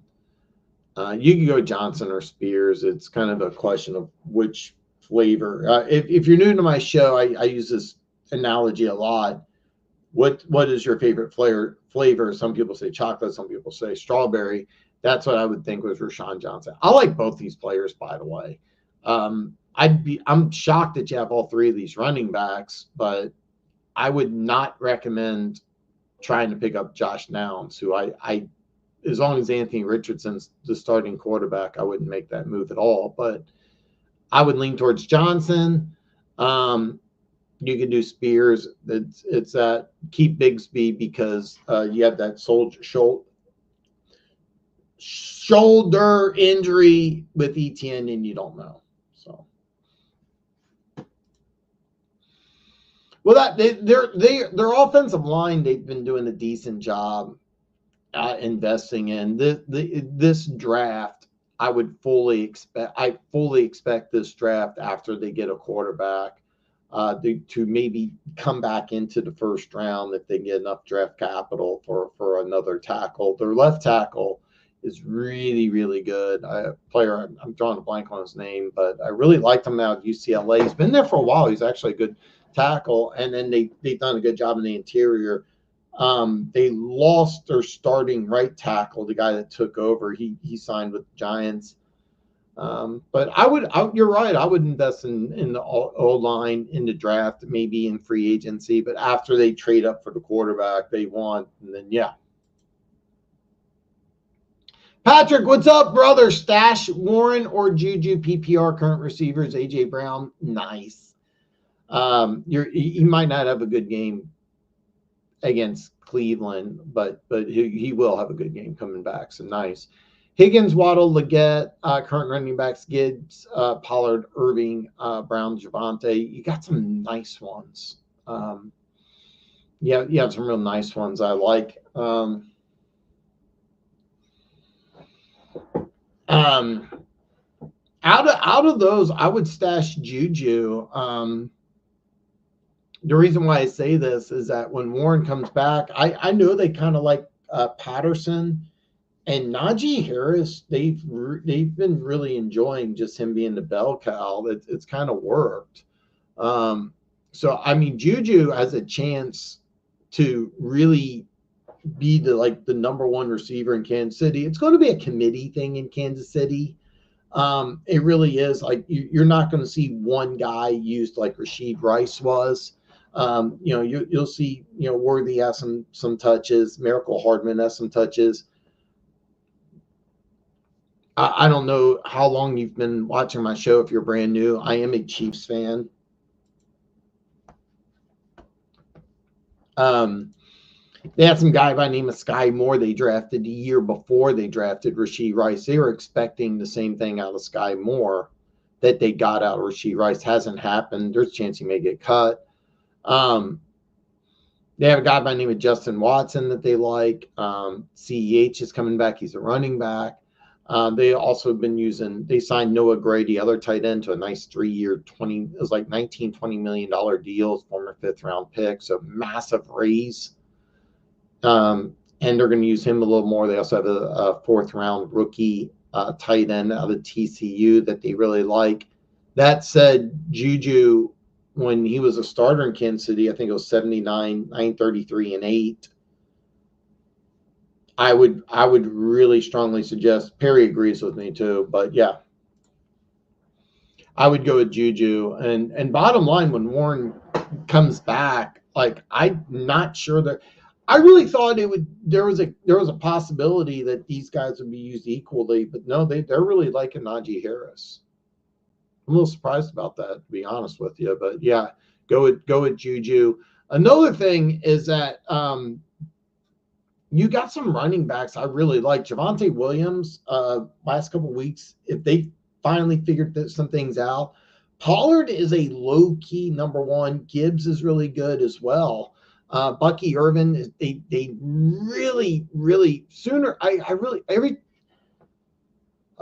Okay, I'm behind on comments. I really want to rant some more, but I really like your running back group the way it is. You have some really good. Yeah, Pollard, I really think in fantasy football this year is actually a 1. Good matchup this week against Colts, too. By the way, if you're not already, you should. But if you're not, start Pollard this week against Colts. Make sure you do that. Patrick, hopefully I answered your question in time, man. I'm sorry it took so long. Ed Funk, do you think Holmes will play at a price for Walker from the Jags? Do you think Walker's a fit with us? I think Walker would be fine here, and yeah, I think but yeah, I actually, you guys told me about this, and I would love it. I would love it. Jacob Andler, what's up, brother? Man, sorry it took so long to get to you. Flex 1, Amari Cooper, Austin Eggler, B-Rob, game time decision. Yeah, that's been weird. Did not know. I'm going to level with you. I did not know Rachaad White was doubtful. I did not know that. And it's kind of, yeah, I mean, ESPN's reporting him doubtful 1 hour ago. I honestly didn't know that. I'm just, hey, listen, I'm just going to be honest, man. I didn't know. You're going against a tough Saints defense, but the offense looks so much better. Look, you're playing against tough Eagles defense off of a bye. I'm a huge Eckler fan, but I mean, look, by the way, if you're like, oh, Baltimore doesn't have a good defense. They got some good players, but their defense is really struggling. So I would rule Cooper out immediately. Your big question is, you want to go Eckler or Irving? The matchup is favorable, believe it or not, towards Eckler. It really is. I would go with Irving. And the reason why is that just watching him play, I'm a huge Rachaad White fan. And let's just say he does play. Irving's going to get some touches. He is going to get some touches. Now, if Robinson doesn't play, you may hate me because Eckler may get 20 to 25 touches, which he hasn't been doing. He hasn't been getting that type of production like I thought they were. I was really expecting Eckler to be used more often in the passing game. I thought that they were going to bring him in and like, hey, Brian Robinson's going to be the running back. Eckler's going to be a slot receiver. Maybe we'll use him back at the same time. Maybe he'll play like a running back number 2, slot receiver number 2. They're not using him that way. They're really not. Another thing is Eckler is I have a huge man crush on Austin Eckler. He's just not the same guy. The last couple of years, they've been using him as a tackle-to-tackle runner, and it's sapped some of that speed and explosiveness. Where Bucky Irving's instant electricity. I seriously, Irving's that guy. Like seriously, there's really no ceiling that he has. Tough matchup, but yeah, I would go with Bucky Irving, man. Hopefully you got to that. Slasher, man, God, I'm glad to see you. So you think your Eagles got a chance this week? if you haven't checked out my video, Slasher, yeah, I'm almost tempted to do like Eagles money line. I mean, just whatever. I think a $25 bet would win me like 3 cents or something. But if you're an Eagles fan, yeah, I'd be happy, man. I'm so glad to see you, man.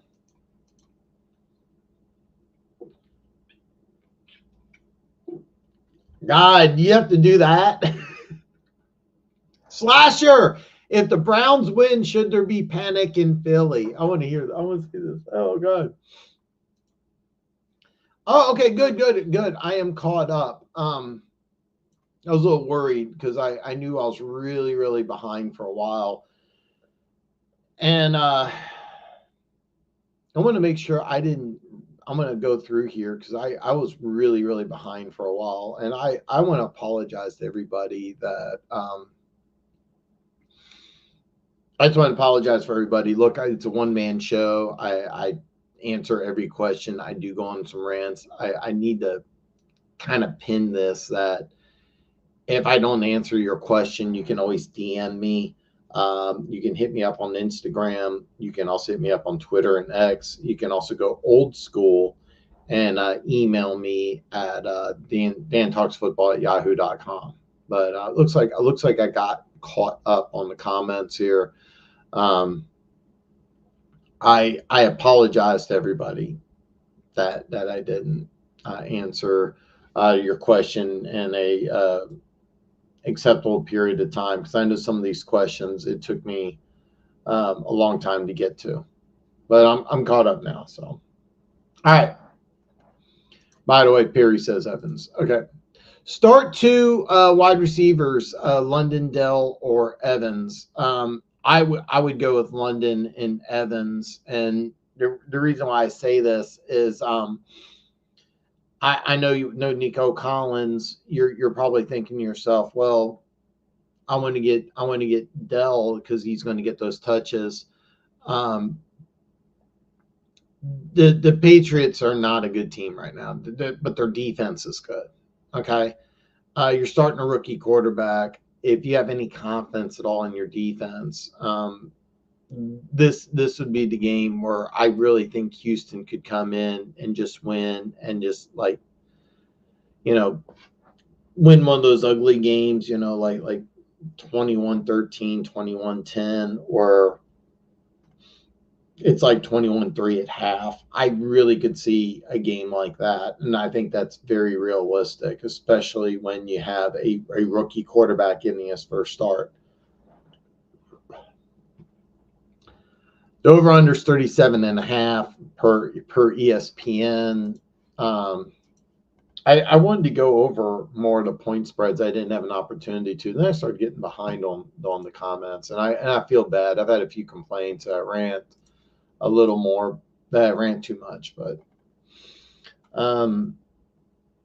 so Bet US has a 7-point line at 37.5. All right. Look, London has a good matchup. There is a possibility that they take J.C. Horn and put him on London the whole game. I don't think that's going to happen because Moody is there, and you have some other options. I do think that. Do I think London's going to do the same thing that he did against Tampa? I don't think that's going to happen every week, but he's always had that potential. All right. Of these 3 guys, which one's the guy at the highest ceiling? Well, it's London. And then which one's with the highest floor? Well, it's Evans. And somebody brought this up, you have Evans against Lattimore. Well, I think Lattimore will play. I don't think he's going to play Evans the whole game. And even if he does, Evans may get his some. These two have a history. But I think that you could have Lattimore on Gibson too. I know I just got done talking about Houston against a rookie quarterback. Well, why not Tampa Bay's defense against Spencer Rattler? I get that. I get that as well. But the one difference is that they have a little more weapons in New Orleans than they do in New England. That's just being honest. So, I would go with London Evans. I think you go with the guy that has the highest floor in Evans, and I think you go with the guy that has the highest ceiling in London. Is there a chance Dell just balls out this game? Sure. But what's more likely to happen? It's probably Diggs, and this may be the game Schultz gets involved a little more. So that's kind of my thought process to Smitty, but that's what I would do. London and Evans. I'll level with you. I wouldn't even think too much about this. I kind of ranted a little much, a little too much about this, but London and Evans would be the move. This is a really good one. This is a really, really good question. Hold on here. And I think I'm drawing a blank.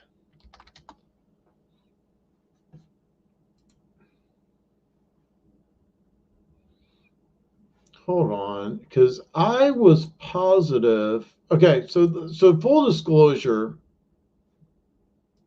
Okay.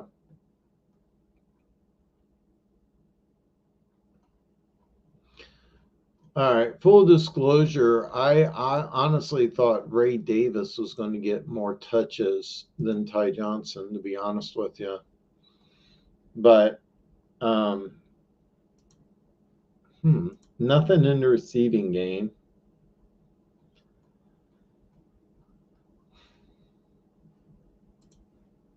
I'm kind of, it's funny. ESPN has Davis as the third string running back, but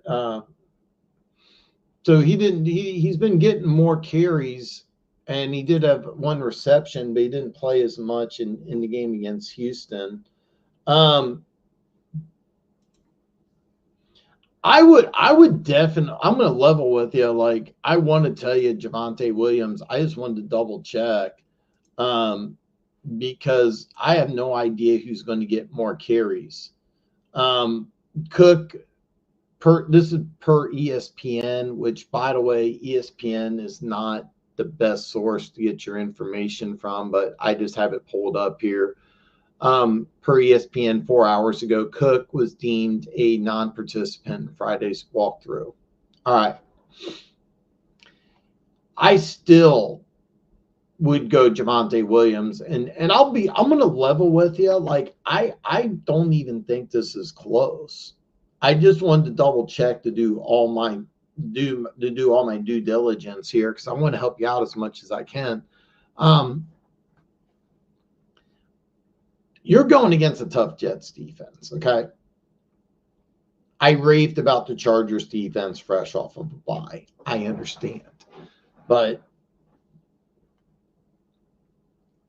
in Buffalo, I really thought Ray Davis was going to be the guy, not Ty Johnson.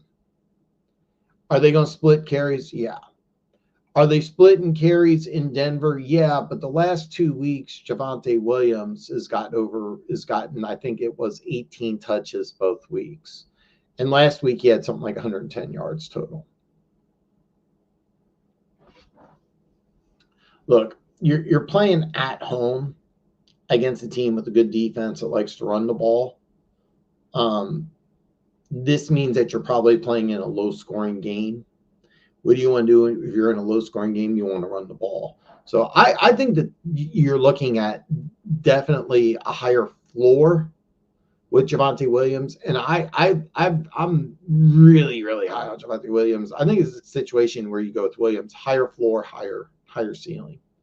I want to do some checking, because per ESPN, Johnson's the number 2 guy, not Ray Davis. I thought it was just the opposite. I thought Ray Davis would be the number 2 guy. I really did. But doesn't matter. I think that when you're playing the Jets, I do think Jets have a better defense. I really do. Don't get me wrong, Chargers off of a bye, that could be a disaster, but you may get a really great game out of Williams, and it still could be a 13-10 game, because Williams will be the guy at the touchdown. I really think that this is the game where Williams gets over 20 touches. Ty Johnson, I have no idea. He may get 25 touches. He may get 10. I would go with Williams. Pick up Dameon Pierce or Polk from the Patriots. I really like Polk quite a bit. I really like Polk quite a bit. I'm gonna level with you. I don't know too much about Pierce. If I'm being honest with you, I don't know too much about Pierce. I'm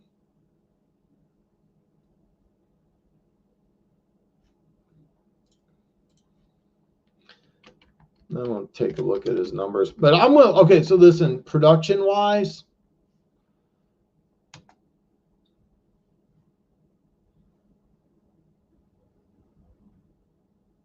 Pick up Dameon Pierce? You talking about Alex Pierce from the Patriots? I want to make sure I'm getting the right player here. You're talking Alec Pierce from Alec Pierce from the Colts. If you don't mind clarify that. I will say this: I like Polk from the Patriots quite a bit. Keep in mind you're going with the rookie quarterback. When they drafted Polk in the top of the second round, I was not very high on that draft pick. I would have gone offensive line, and there was a couple of players that I really liked. Kingsley Samatea, who was the starter, he got benched, but he was the starter. And then Patrick Paul was a guy that I also really liked. I think the Dolphins got him in top of the third, but I didn't like it. But if you the little I've seen of him play, I really like him. I think you mean Alex Pierce, but I could be wrong, man. If you don't mind, clarify that. If you're thinking about the Colts receiver, don't pick a Colts. Don't mess with the Colts until they put Flacco back in as starting quarterback. I don't like anybody from the Colts. If you don't mind, clarify that for me. Dave, what's up, brother? Danny, my boy. Do I go Wendell Robinson, Darius Slayton? Okay. Okay. Isaiah Likely. I mean, you could go with Likely. I'm not buying into Washington having a good defense. You could go that route. I would not blame you one bit.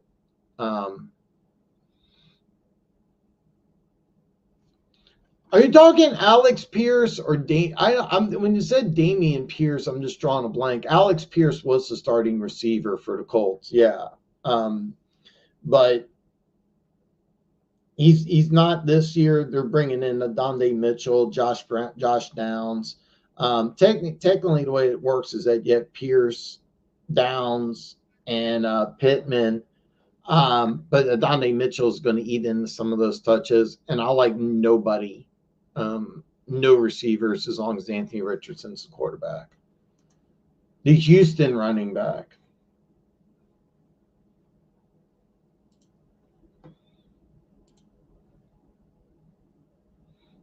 Oh, Dameon Pierce. Okay, I'm sorry. I'm sorry. I'm sorry. Yeah. So what they did is that he was a starter, but he got benched. He's barely been playing. They're using Cam Akers a lot more. Do you have can you get Cam Akers? Because he was kind of like I know ESPN. If you're using the depth chart from ESPN, Cam Akers is the fourth string guy, but he's the guy that's been getting all the touches. Cam Akers, 9 carries, 42 yards and a touchdown last week. Cam Akers also a guy that I'm really, really high on. Then they're using Ego, whatever. I'm gonna let. I by the way, I loved them, so I apologize. I know you're talking about now. Here I am. I have a show where I talk about fantasy football, and I dropped the ball on a player. I still would go with Polk. These aren't good options, but Cam Akers is kind of like the number one guy until Mixon comes back. Like, I have no idea what kind of production you're going to get. So, all right, sorry, I'm kind of all over the place here. Okay, let me focus here. I'm on energy drink number 2. Dave, appreciate the patience, man. I kind of went on rant. Okay. You're in a flex. I do like either Giants receiver. One of them's probably gonna do well. Keep in mind, I think it was last week Slayton got the yards, Robinson had the touchdown. Could go that route. Wouldn't blame you if you go likely either. I would go with Javonte Williams, and the reason why I say that is that it's the out of all the lineups, this is the worst one. He's probably going to get the most touches. I mean, likely could easily have a 2-catch, 13-yard performance. He could also have a 9-catch, 100% yard performance all over. Robinson or Slayton, there is a chance you have like Slayton with over 100 yards, Robinson with a touchdown. You could flip it. Robinson may have 100, Slayton may have a touchdown. You really don't know. That's the whole problem. You don't know. I'll be honest. Jalen Hyatt's got more talent than both of them. I loved him coming out of Tennessee. Gooch hopefully is not in the chat anymore. Gooch is a big Alabama fan. I watched him have 5 touchdowns against Alabama. I thought he could have gone in the first round. Big, strong, fast. 5 touchdowns against Alabama. What's not to like? For whatever reason, he's not been playing. These 2 guys have been playing. So, Bengals have some problems on defense. Okay. One of these guys is going to have a big game. You bench one of these guys, you're giving up points. I mean, I'm going to level with you, Dave. I'm really going to level with you. So, I'm going to tell you right now, like, I would still go Javonte Williams because I really think this is the game he gets 20 to 25 touches. All right. Low scoring game against a good defense. I like the big back who's been playing well, and the production's just been up and up. That would be my move. That said, one of these guys is going to get you 20, Robinson or Slayton, not both. I mean, you're not having a game where Robinson has 100 and a touchdown and Slayton has 100 and a touchdown. It's going to be one or the other. Now, Robinson did have a touchdown, but it was 6 catches, 36 yards, and a touchdown. That probably got you, 12 points, 10, 12 points. Slayton over 100 yards. I think it was 122. Probably PPR league. PPR league, that probably got you 18. All right. So you're choosing like one of these guys probably going to get you 10. One's going to get you like 18 to 20, somewhere in there. There's a chance Javonte Williams gets you 20 plus touches and he gets a score.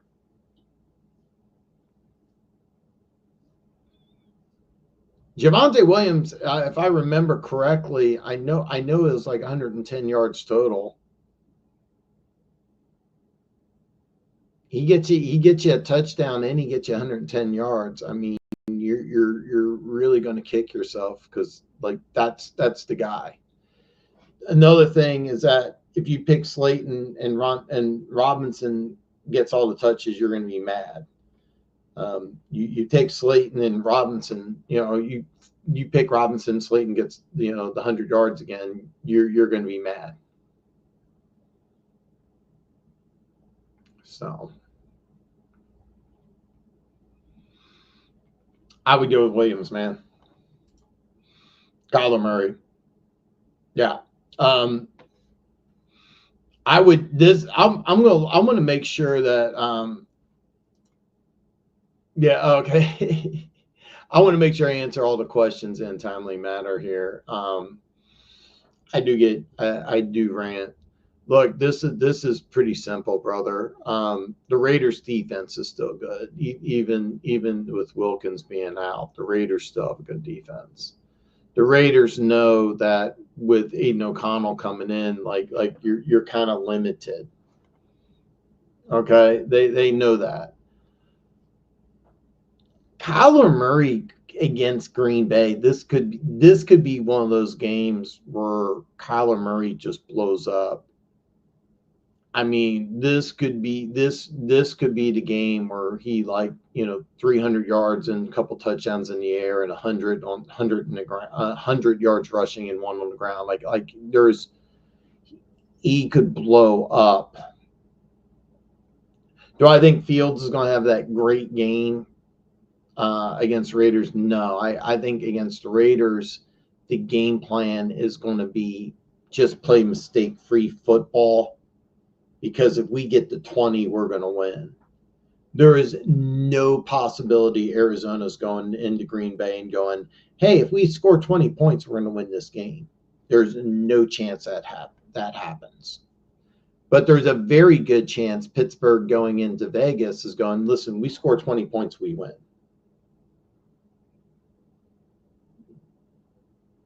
And there are. So, I would go with Murray. I'm not even thinking about this, to be honest with you, man.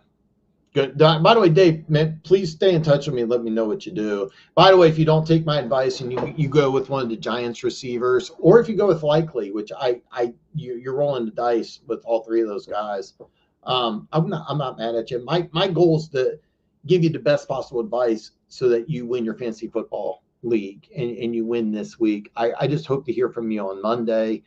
And I hope I hear from you and go, Dan, I won. Hopefully you pick Devontae White.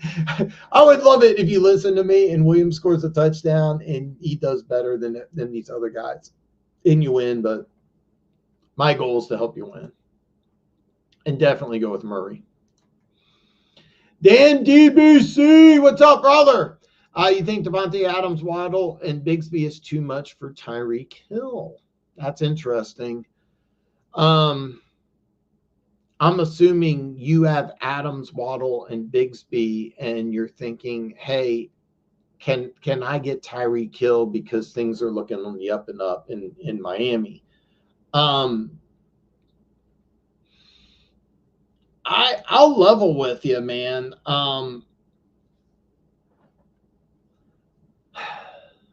I'll level with you, man. I understand the logic because you have no idea what you're getting with Davante Adams. I mean, none. I mean, he's not playing. Bigsby could be on the bench. Waddle's the number 2 guy. I would not make this move. I would not make a 3-for-1 deal because here's the deal. If Etienne's shoulder's not 100%, I mean, there's a chance Bigsby may take over. And if he does that, you're giving up a running back number 2.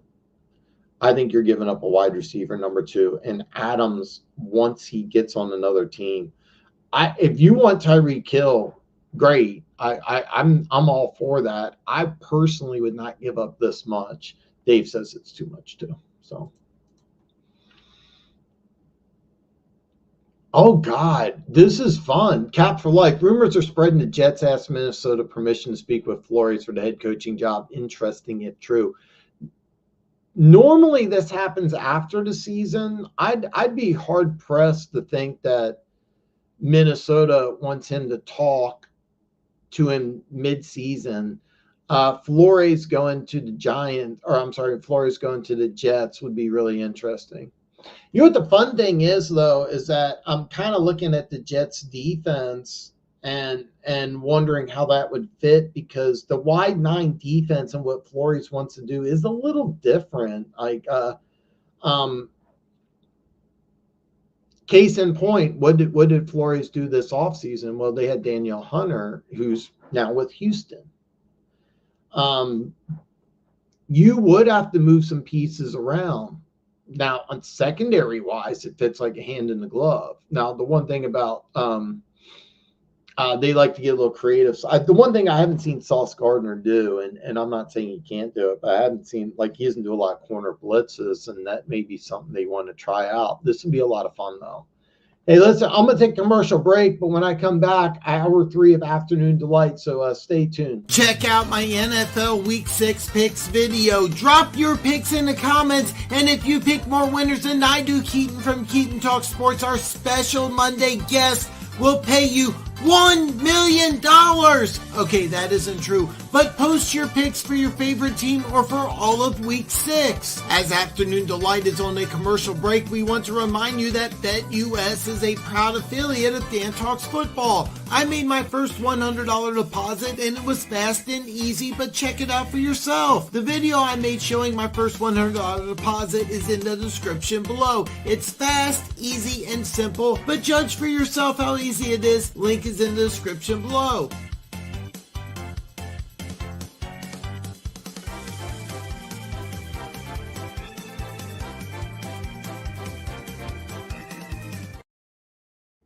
Yes! Yeah! What a great hour. Hour 2's in the books here. Final hour. Final hour. All right. Final hour. Oh, God, you have the Chargers defense. Oh, God, yeah. Slayton got 26. I could have sworn I could have sworn those 122, and I didn't think he scored. Did he score last week? Oh, okay. I'm sorry. He did score last week. Okay, I'm sorry. I thought it was 822 and 0. No, I get that. I get that. Let's look at the other 4 weeks. 326, 333, 17, 356. I mean, I understand, oh, hey, Nixon's out and, he's going to be the guy. I get that. I really, really, really do. Wendell Robinson.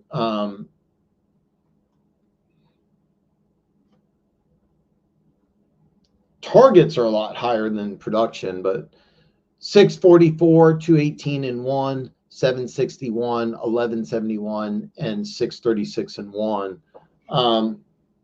And by the way, here's the one thing about Javonte.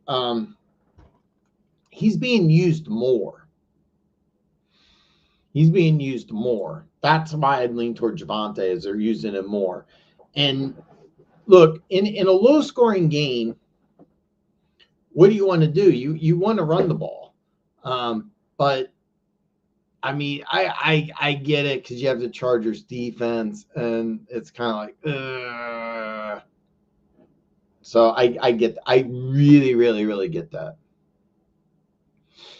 By the way, Isaiah Likely, I'm not buying Washington's defense being really good. I know they've been playing well. Isaiah Likely could have a monster game. I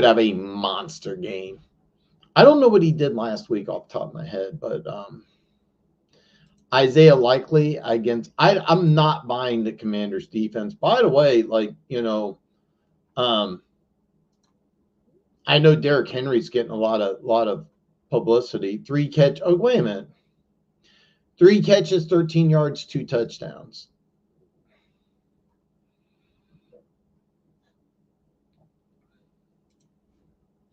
I really wouldn't blame you if you go. Dave, my goal, I feel, by the way, I'm reading this comment here. I'm leaning towards Robinson. He is optimistic. Let me know what happens. Listen, in a low scoring game, I could see Denver just really leaning on the running game.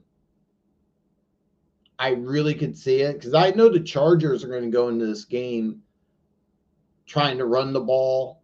I really think this is going to be one of those ugly 10 to 14, 17-14 type of games. And what do you do when you have a game like this? Is that you want to go with the running back.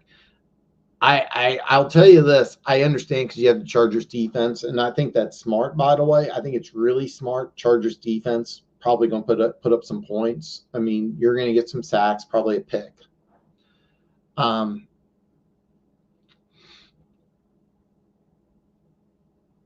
If Williams has a good game, you're really going to hate yourself. Or if Williams has a good game and you have the Chargers defense, bottom line, like I love playing the Chargers defense. This would be a team I want to go for. Like if I had to pick, Philly's defense would be number one against, fresh off of bye. Chargers maybe number two. So I get the logic. I get your logic. I would not blame you one bit for going with Robinson because you have a really good matchup against a beat up. Not only is the defense beat up, they're playing bad, and then they lose their starting corner.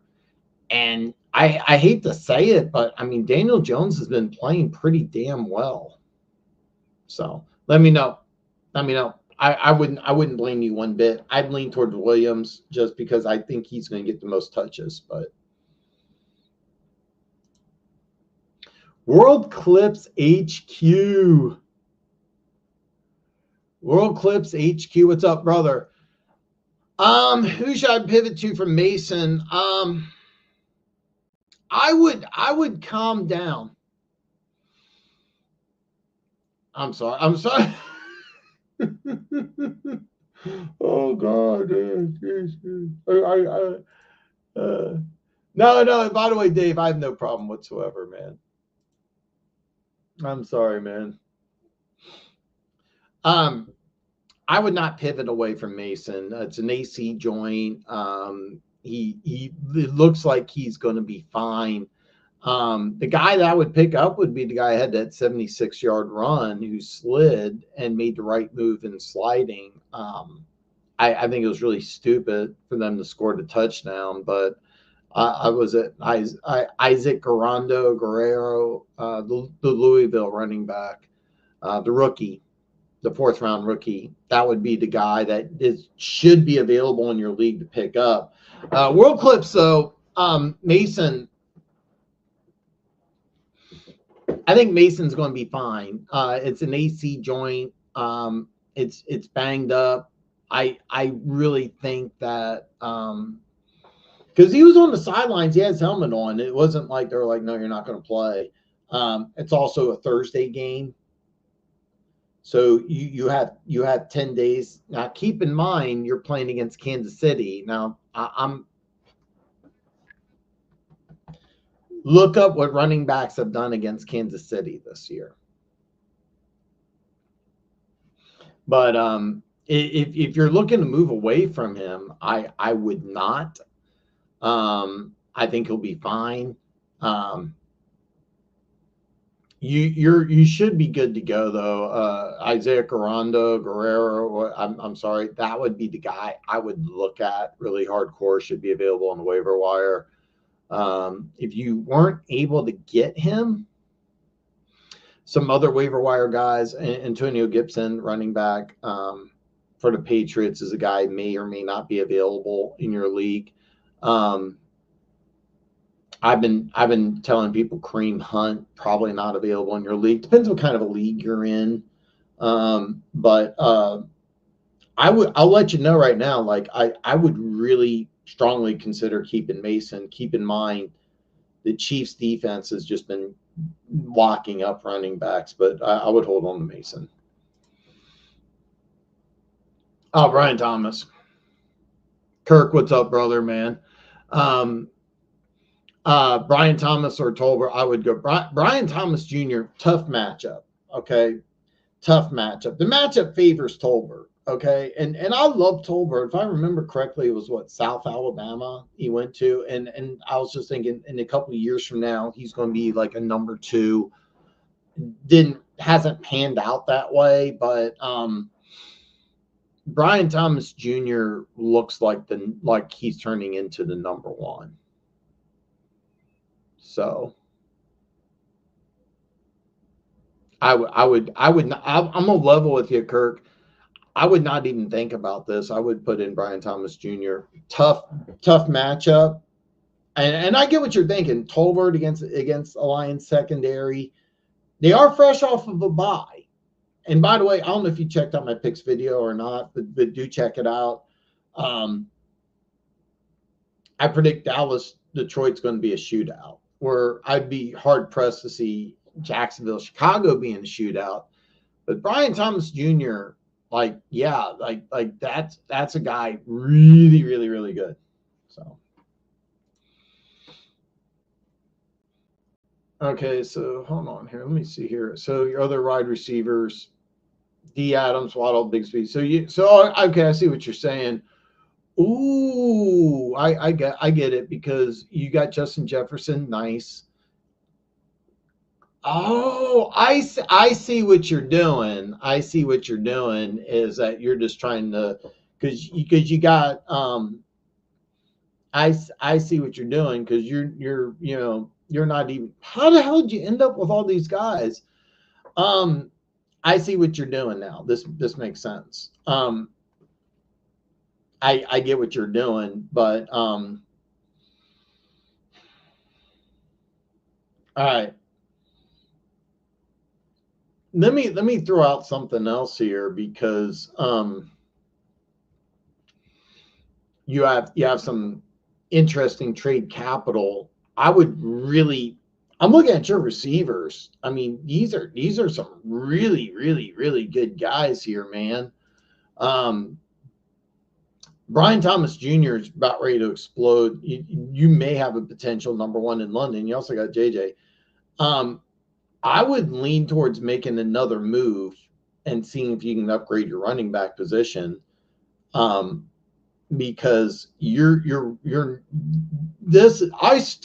I'll be honest with you, man.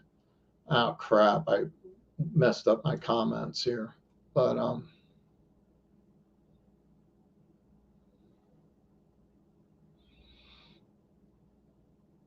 this is trying to find your pick here, because you got some guys in Adams and Waddle that you could probably move. Bottom line, even when Adams does get moved, you're probably not playing him over these other guys.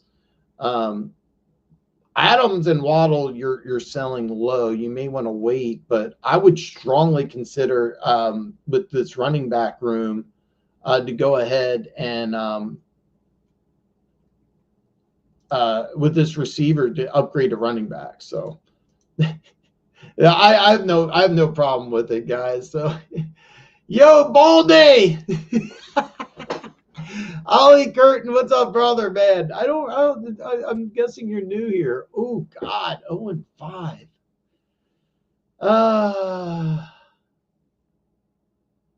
Someone fixing to block you after deleting my message. Watch your back.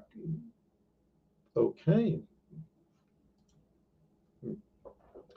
All right. Do I start Breece or Najee? I personally think you should get a real job over doing this, but thanks thanks UNC. Stay woke. All right. Well, I mean, actually, yeah, I do a full-time job, but all right, I'm gonna help you out anyway. God. I'm gonna answer this first. I don't recall deleting any of your messages. If I did, I apologize, but you can block me if you like, but I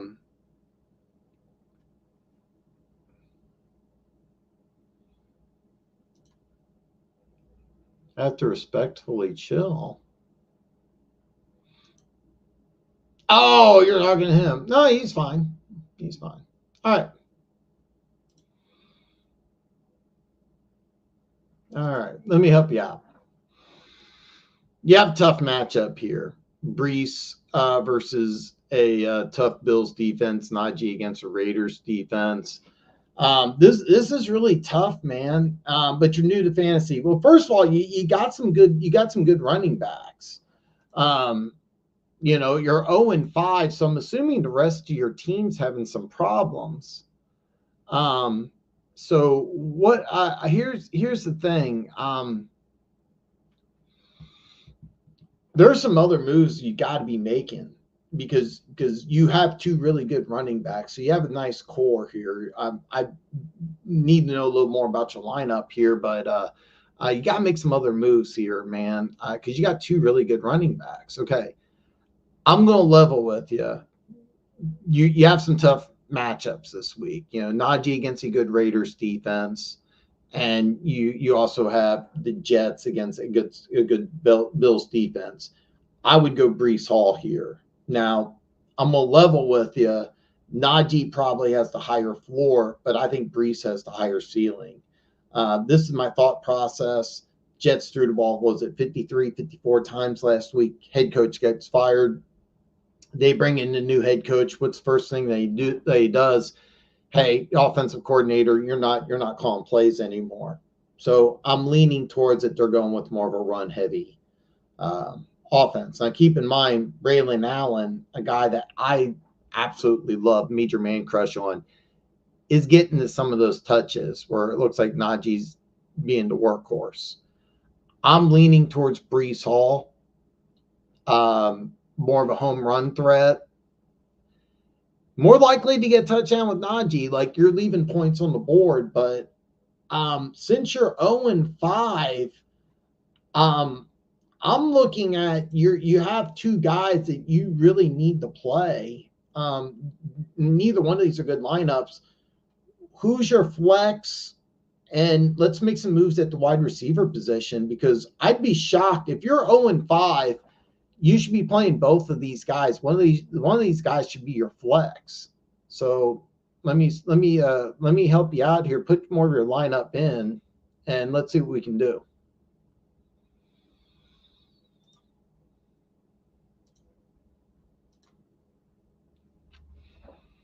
Do you think the Bucks D will do good against a rookie quarterback? I do. Now keep in mind there are some injuries on there. I have no idea what Spencer Rattler will do or not do. So we'll find out.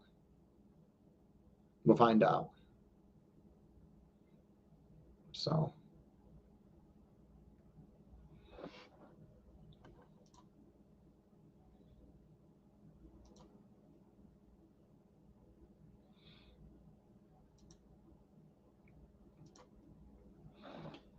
Hey, everyone, do me a favor. Hit that subscribe and like button. My man Dan runs everyone's question. Take a chill pill. It's Friday. Don't kill the vibes. I agree, man.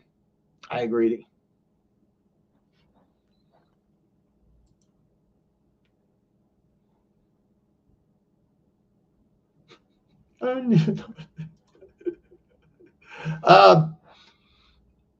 Jeff, welcome, brother.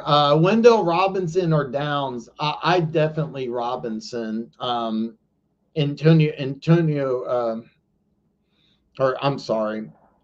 Anthony Richardson's going to get the start, and I don't want to play anybody on the Colts. By the way, Downs is on the injury report too. I fully expect him to play, but until Flacco takes over, definitely Wendell Robinson.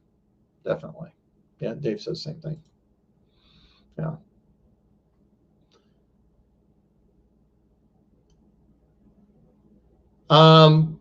Wow, we got some weirdness going on here in the chat.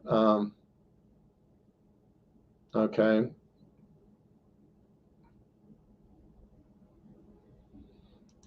All right.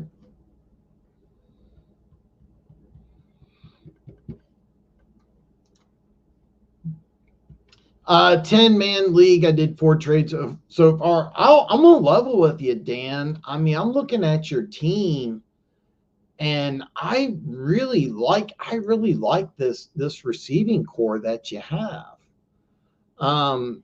If you nobody wants to trade with you, that may be why you're wanting to do that, and I get the logic here, but I would not make that move. But there's you really I'm guessing I would like to see you try to upgrade your running back room, but got some weirdness in the chat, man. Yeah, I'm gonna help Dan. Stay in touch with me, brother. Let me know how you do this week too, man.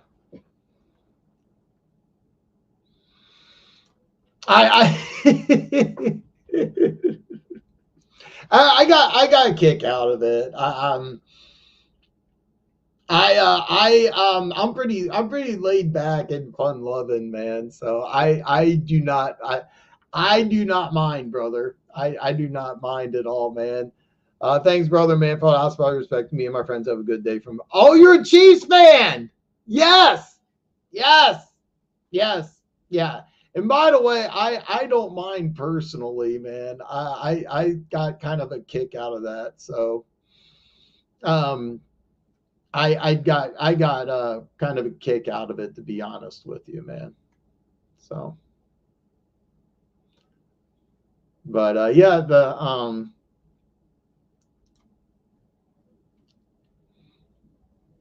but as far as deleting, I didn't delete anybody's message, but anybody who has a wrench, has earned a wrench. I don't have a problem with anybody doing that, but if there's more problems going on, but I don't mind that. I don't mind being called baldy. I've been shaving my head for like 15 years. I love it. This is a great question. Tyreek rest of the season or Debo? This is a tough one.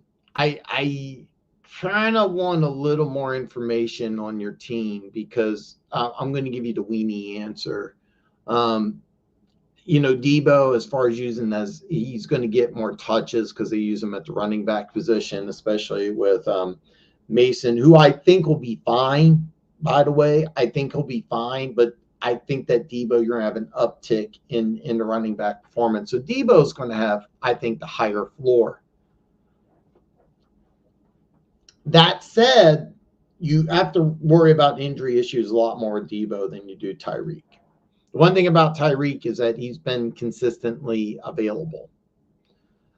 With the Miami Dolphins, if they go back to Tua, Tyreek just massive upside. So I mean that's kind of what you're looking at. So and I would go with Debo. You're going to get consistently more points. You're going to get some carries in the running back. Now, keep in mind, they're using a little bit of Tyreek Hill in the backfield, but that's kind of what you're at. So,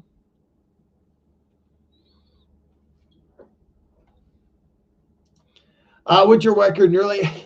So World Clips HQ, I actually am not in a fantasy football league this year. What happened is this year I decided to do something I called Afternoon Delight. 3 hours of football talk Monday through Friday, kind of like a radio show podcast type format. And what happened is Wednesdays I was going to talk college football. One of my regulars was Denver Gator. He was going to come in to show. He's hooking up with a bunch of different girls right now, so it's kind of hard for him to make the show. So I was going to just do Fantasy Football Wednesday. It just blew up. Fantasy Football Wednesday blew up so much, I decided to make Fantasy Football Wednesday and Fantasy Football Thursday. I'm leaning towards making this Fantasy Football Friday because I've been getting so many questions. Now, as far as me being qualified, football is the only thing I do. I'm not a sports fan. I have no idea what's going on. I found out the Royals lost the division round to the Yankees. Just because I follow Kansas City sports media, that's how I know that. I haven't watched any baseball, basketball, hockey. It's Football 365. I'm a football betting expert. I've been doing football betting. When I first started my channel, I was actually just documenting my picks. So that's kind of what my background is. But I'm obsessed with football. And then once I got some fantasy football knowledge, I love helping people make money off football, whether it's taking money from the casino or taking money from your friends. So as far as being qualified, anybody with a camera can do a YouTube channel. I have literally thousands of videos that you can check out. I have a live stream, top 10 quarterbacks of all time. I'm an NFL history expert. There's probably not too many people on this planet that know more about the history of the game than I do. I'm a football betting expert. You can probably find, several people that know more about betting than I do. Overall knowledge. I can honestly say I've never met anybody who knows more about football than I do. As far as fantasy, that's something I'm doing advice this year, and I've helped a lot of people out so far. But as far as what you would consider qualified, man, you get some people in the chat, and I'll do my best. So I love that. I didn't know you're a Chiefs fan. I got called Baldy.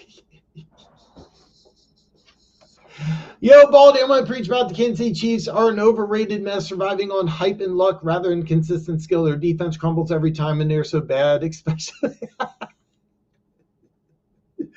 Well, I mean, you have one of the best defenses in the National Football League, and they're really, really, really good.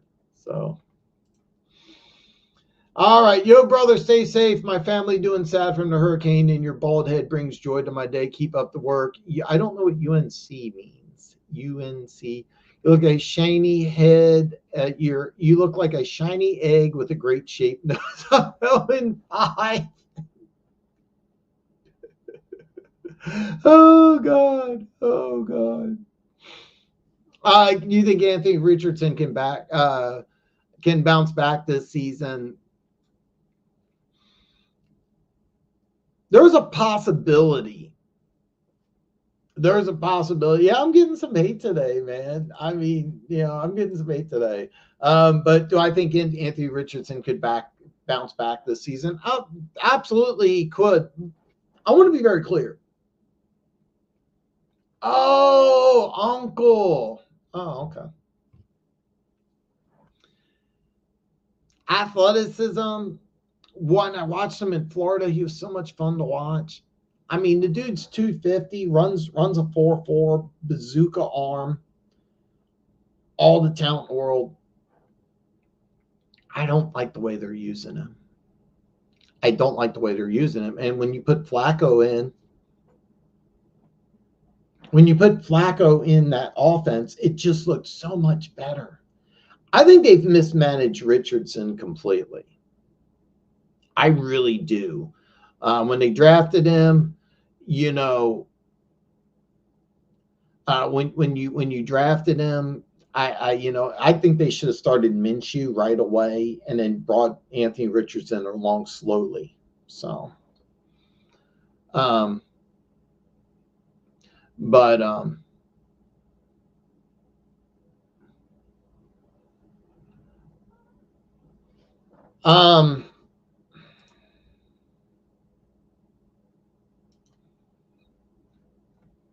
right. Listen, I don't know what's going on. I just put somebody in timeout.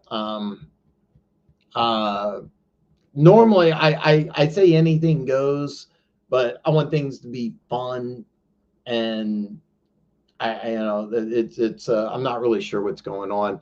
I don't know how to interpret comments sometimes, but I'm going to get a little timeout action here. Okay. Let me bounce back to this here. I don't like the way they're handling Anthony Richardson. I really don't. The athleticism is off the charts. I mean, I've seen running quarterbacks before, like Cam Newton, Michael Vick, Lamar Jackson. I've never seen anybody use 250 and runs a 4.4. I mean, nobody's seen that. Cam Newton was like a 4.7 dude.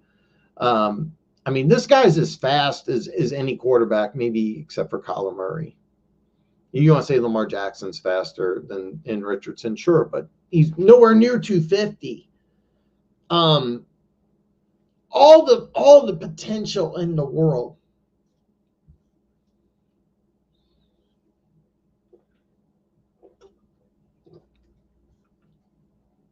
I think he should sit. I really do. I really do. Can he bounce back? Sure. It's going to be hard. You don't have Jonathan Taylor. Um, this Titans defense is really tough. Like, this is a bad matchup. I mean, I'm not high on the Titans at all, but this defense is really good. And this defense is a big, physical, fast front seven. If Flacco starts, I think the Colts can win this game going away. Like, I really think they could win by double digits. I think Anthony Richardson, with an oblique injury, he's probably not 100%. The plan is that he's going to play. Don't like the matchup. Really, really don't like the matchup. Pittman's banged up. Jonathan Taylor's not going to play. The answer is, could he bounce back? Absolutely. Do I think he will? No, I really don't. If I was the Colts, I would start Flacco for the rest of the year, and I would put Richardson in for packages. Not, I wouldn't have him start. I would put him in 4th and 1, 2-point plays. And I would start from scratch if I was Richardson. If I was the Colts and Richardson, I would start from complete scratch. I would just say, okay, look, we're going to treat you like a rookie. And I'm talking going into 2025. Teach him to run the offense. Because what they did last year is they ran a college type of offense. It looks like they're running a college type of offense this year. And I would say, listen, you got to learn how to play the NFL game. We're not going to tailor our offense around you. You learn an NFL offense. He doesn't look like he knows how to really read defenses. And I can tell because Flacco comes in there, he's throwing the ball all over the field, being wildly productive. So I would move Richardson back, and I would say, listen, you got to learn how to read defenses. You got to learn a progression. Cut out the zone read stuff. Throw out all that college offense just right out the window. So that's what I would do. But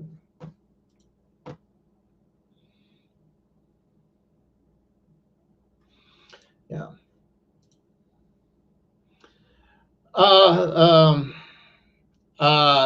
Come going to Morgan and Gooning because I don't know.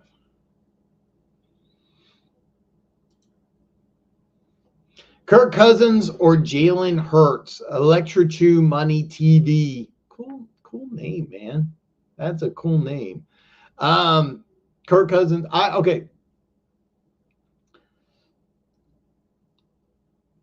This week, Cousins, no brainer. You're going against a very tough Browns defense, but the offense is really, really, really, really bad.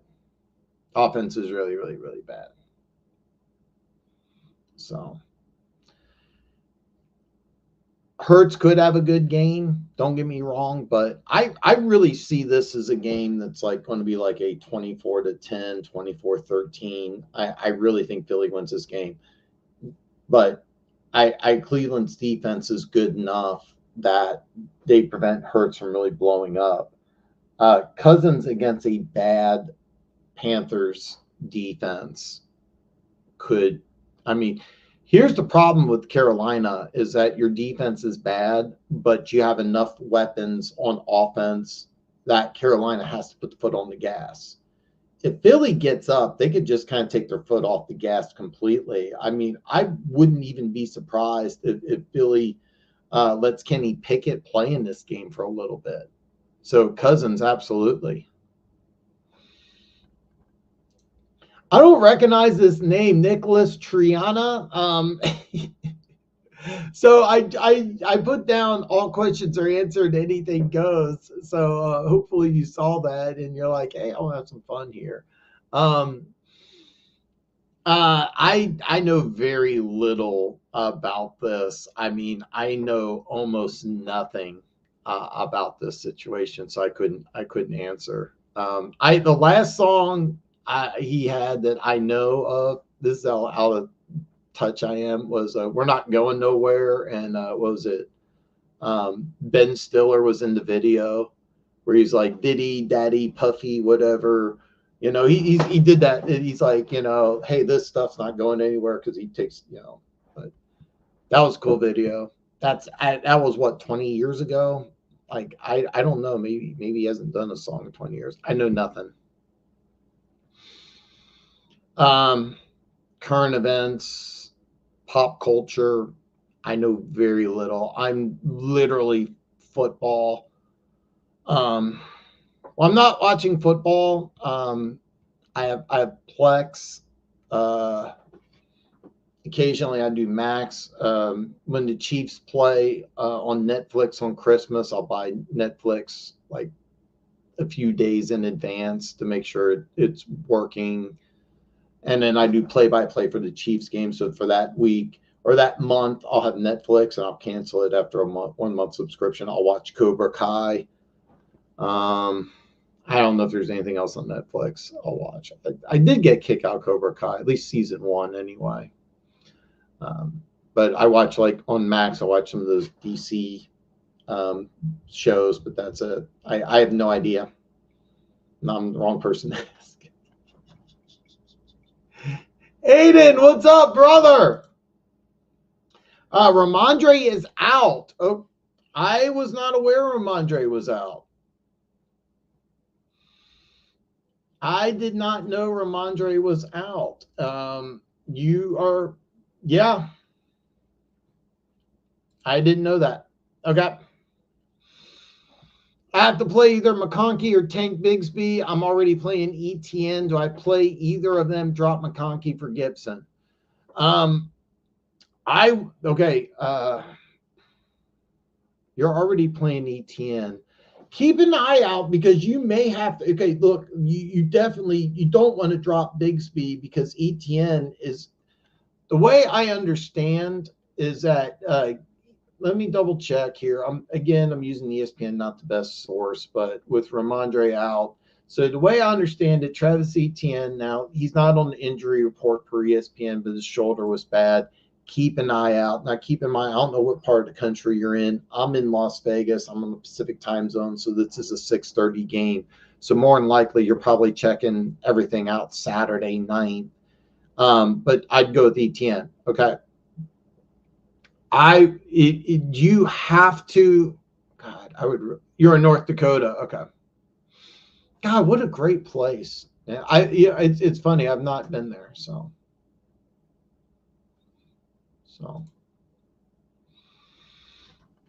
I like Gibson a lot, and I'm not high on McConkey. A lot of people are, but that is, that would be my that would make sense. And Gibson, even though you're playing against Houston, it's not a bad move.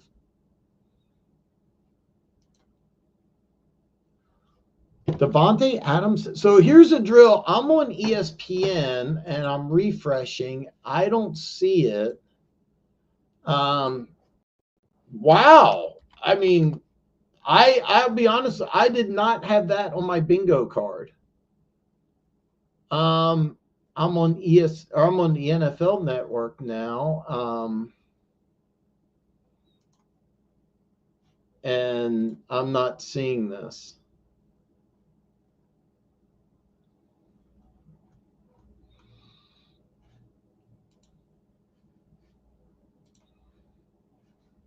Are you sure? Are you sure about this? I mean, I'll be honest with you.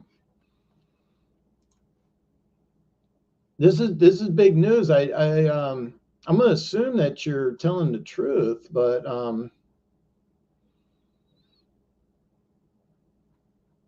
I cannot find this anywhere. I can't confirm this. I'm not doubting it, so I can't confirm it.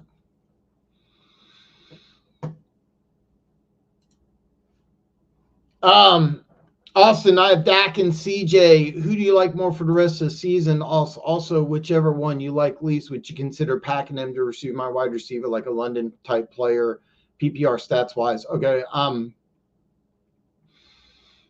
I like Dak better for fantasy football. I like CJ Stroud better as a player. So now I'm going to level with you. I would really hate for you to move either one of these. But if you are going to move one of these, I think you need to get somebody better than London. But I get what you're saying. London had a great game.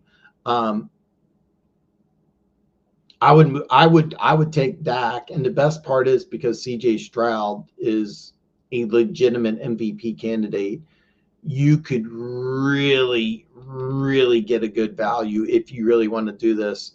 Dallas has their bye late in the season, if I remember correctly. Let's take a look at Dallas's schedule. Correction, it's week 7. Okay. So week 7, after this week, they have a bye. So don't move CJ Stroud yet. CJ Stroud, week 7 is at Green Bay. Okay. All right. So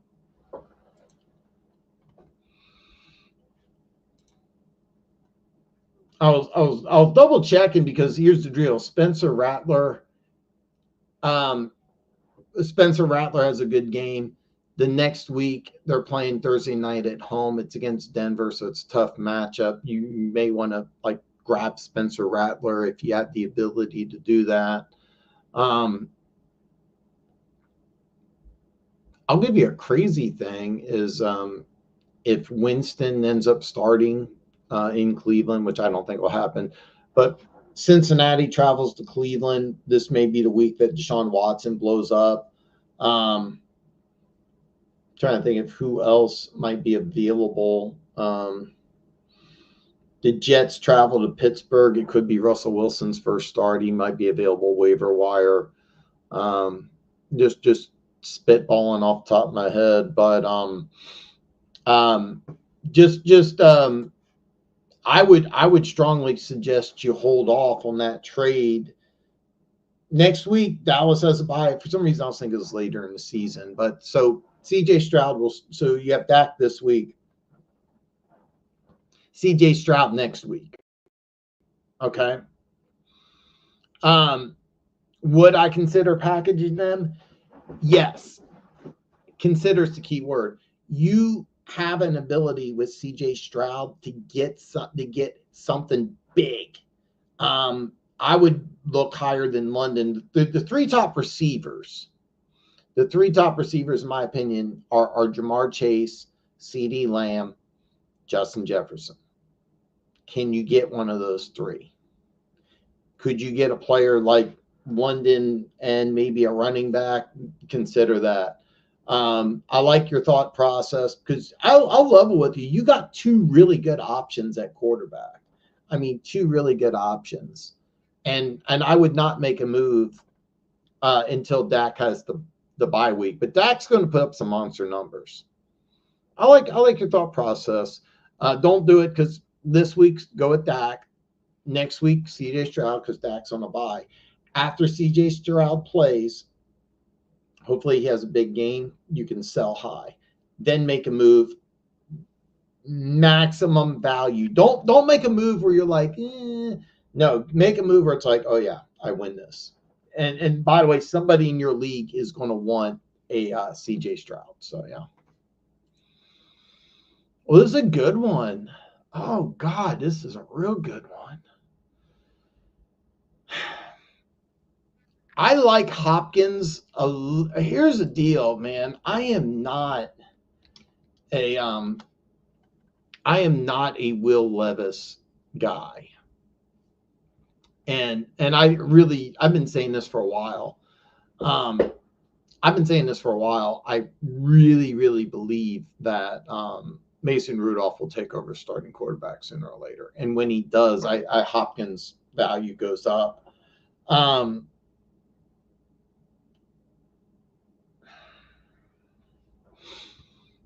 kind of like Tolbert. I know Detroit's off of a bye. Not really a good secondary. So I mean, this could be the game where, like, Detroit decides, hey, look, we're just gonna, we're gonna bracket CeeDee Lamb. Tolbert could blow up. Tolbert athletically has a lot of upside. I was a big Christian Kirk fan coming out of Texas A&M. Really liked the kid.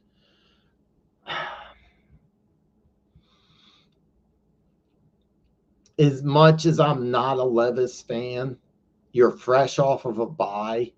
You're playing against a bad defense in a game that you have a really good chance of winning. I would go with Hopkins. I mean, he's the best player. It's the best player and it's best matchup. So I would go with Hopkins. I probably wouldn't overthink this. However, I have to admit there's some pluses with a guy like Tolbert. I like Christian Kirk in a pass-heavy offense, but it's a tough matchup. In London, you don't know. I mean, you really don't know. It's kind of funny. A lot of people feel the same thing about Vegas if you're not in the Strip. But I was going to say I've been okay. I'm just gonna assume that you're just having some fun. Yeah. Smash that like button. Yeah, thank you so much, man. My sister's got this for me. It was my birthday, so yeah. Hold off. Yeah, I heard this from you guys, and this is one of the things. It's kind of funny because I forget, it was a big trade that happened when I was live, and it was like, oh wow. Yeah. By the way, hey, thank you so much, man. My sister got this for me for my birthday. It was my birthday set. Me and Travis Kelce share a birthday. I always try to say, because it's hard to tell us apart, I'm the one who's not dating Taylor Swift. So, iTag, what's up, brother? Say I want to make a trade on Yahoo Fantasy. Do you know when the trade will go through? So the last league I was on, we went through Yahoo, and it was just a question of the Fantasy Football Manager. If you're in I know there's some like computerized leagues or whatever. If you're in a league with your friends, whoever's the manager, he can do that instantly. If you're doing the Yahoo auto or what have you, I'm not familiar with that. So if that's the case, I couldn't give you an answer. If you're in a league with your buddies, though, the Fantasy Football Manager or league owner, whatever you want to call him, he should be able to do that immediately. So my guess would be, however, that if you're making a trade, it's one of these you auto get in or whatever you call it. I'm not using the terminology correctly, so I apologize. It still should go through before Sunday, because you want to get those players to play. So my guess, it would be that it would go through, depending on what part of the country you're in. If it doesn't go through by the end of the day today, like I'm in Vegas, so it's 3:50 my time. If you're on the East Coast, it should have already gone through. More than likely, it'll go through tomorrow. Wish I had a better answer for you.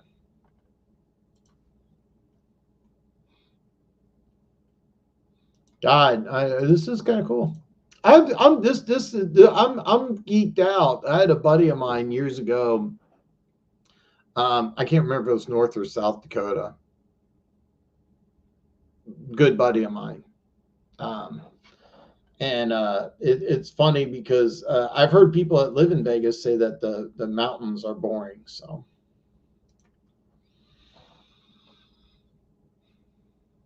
Keaton Talk Sports says that the Browns lose to the Eagles, they will be picking top 5 in next year's draft. Not mentioned they have the hardest. I'm not sure I buy into that, Keaton.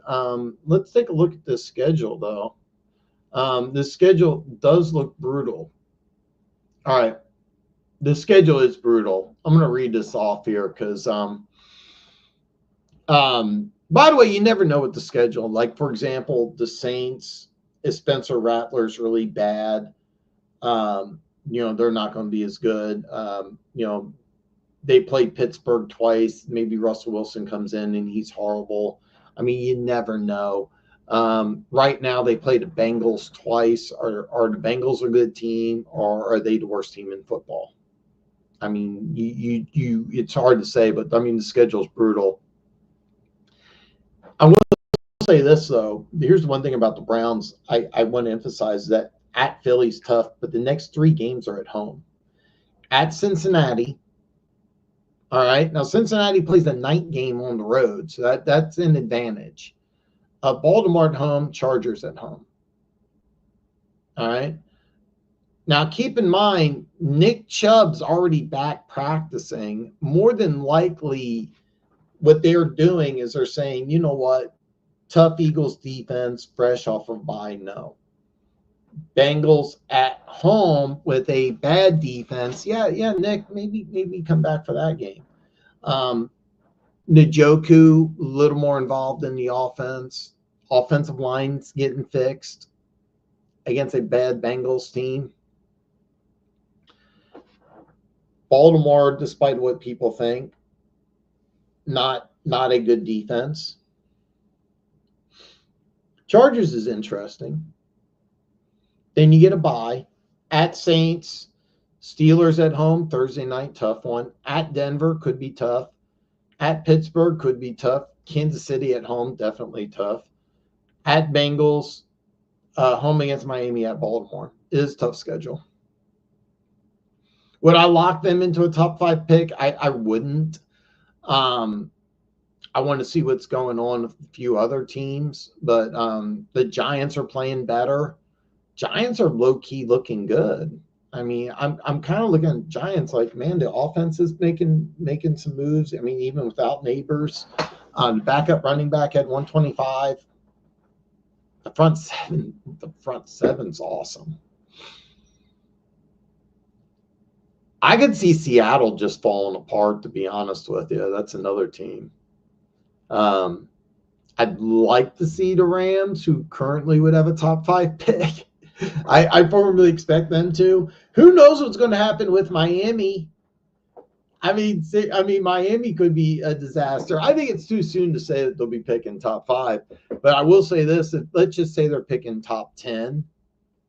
Like, what do you do if you're Cleveland and you're picking top 10? I mean, you got to do something different, because the one thing about the Browns is the defense is really, really good.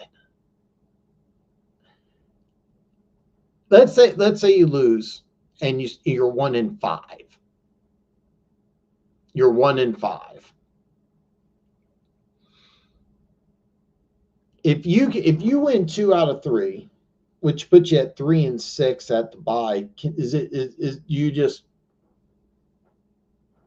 throw your hands up, or do you say, hey, let's try to get, because like the game against the Saints, that's winnable.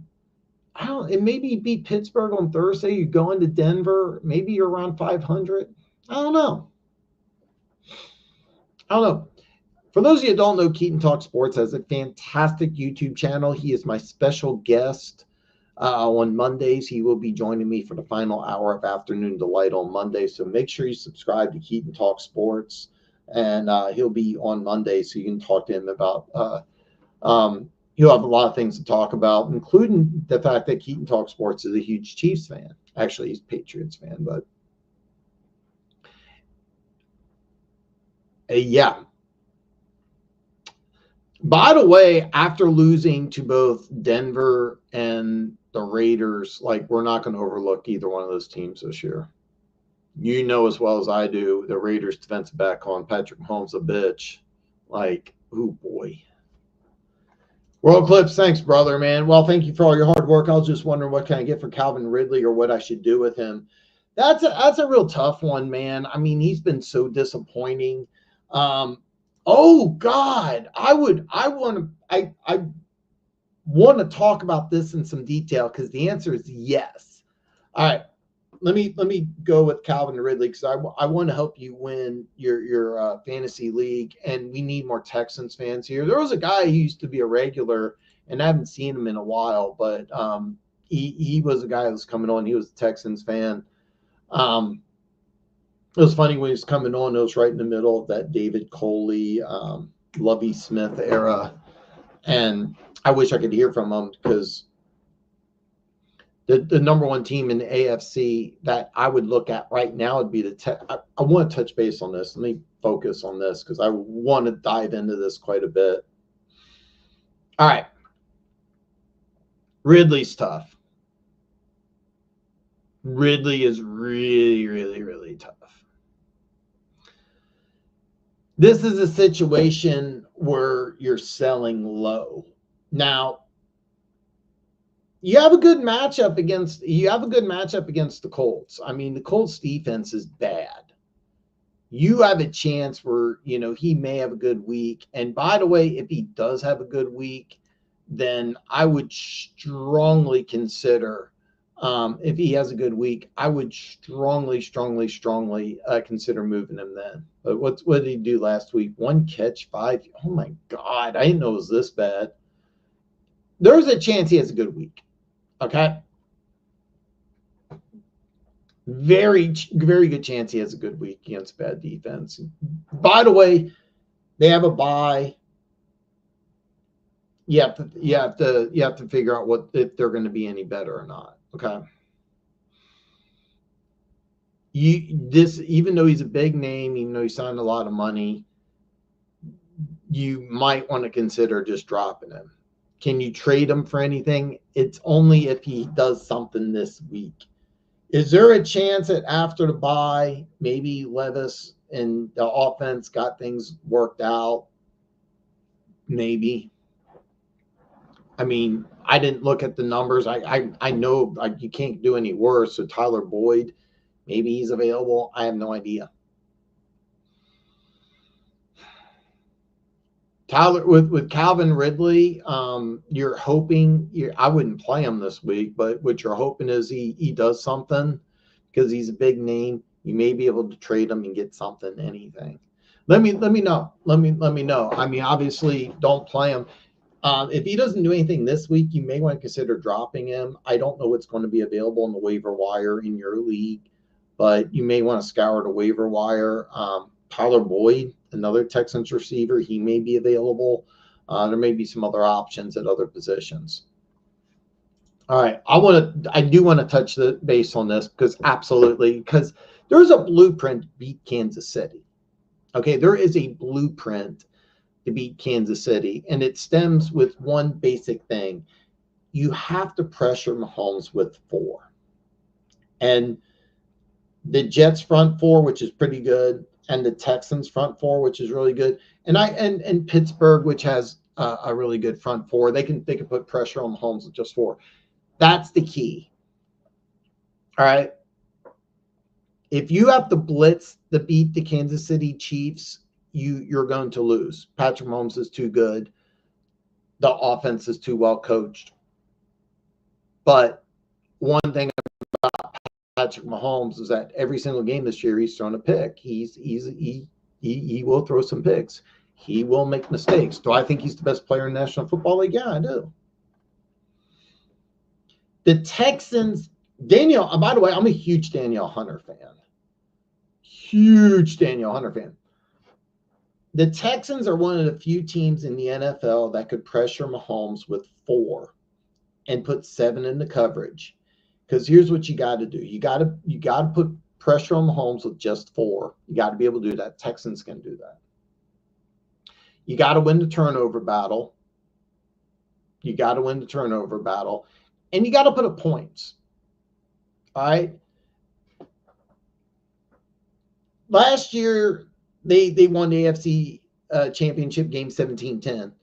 They're not going to do that this year. I don't care who they play, whether it's right now it's the Houston Texans, who I think are a really, really good team. Really good team. Maybe a second best team in the AFC. We got a long season. With football, it's always who stays healthy, not who's the best. Another thing is, I think Baltimore easily had a better team than Kansas City last year, but they just choked. I mean, really, they just choked. They really should have gone to the Super Bowl, and I think they would have beat the Niners.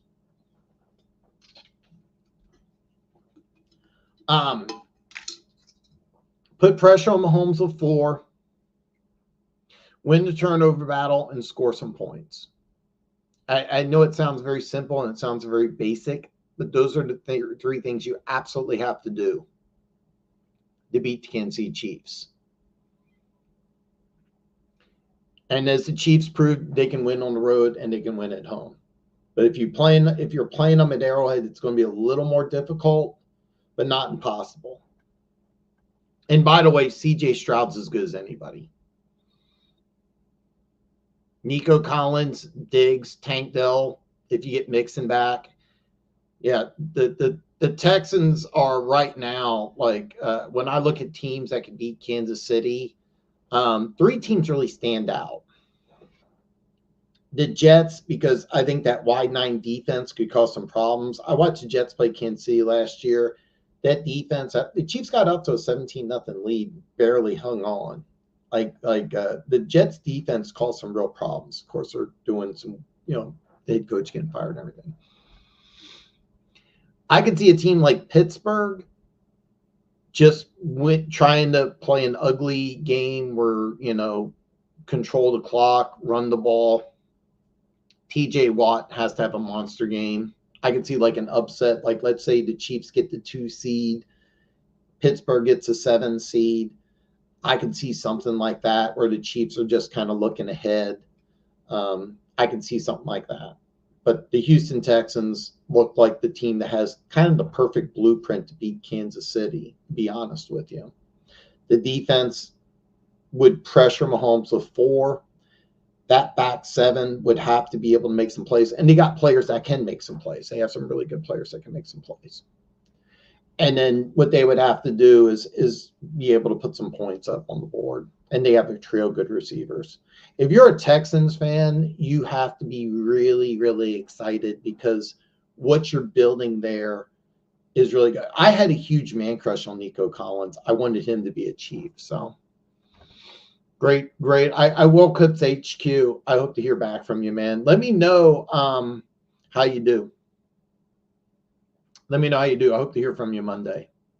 Keaton, another goal to beat Kansas City is to break.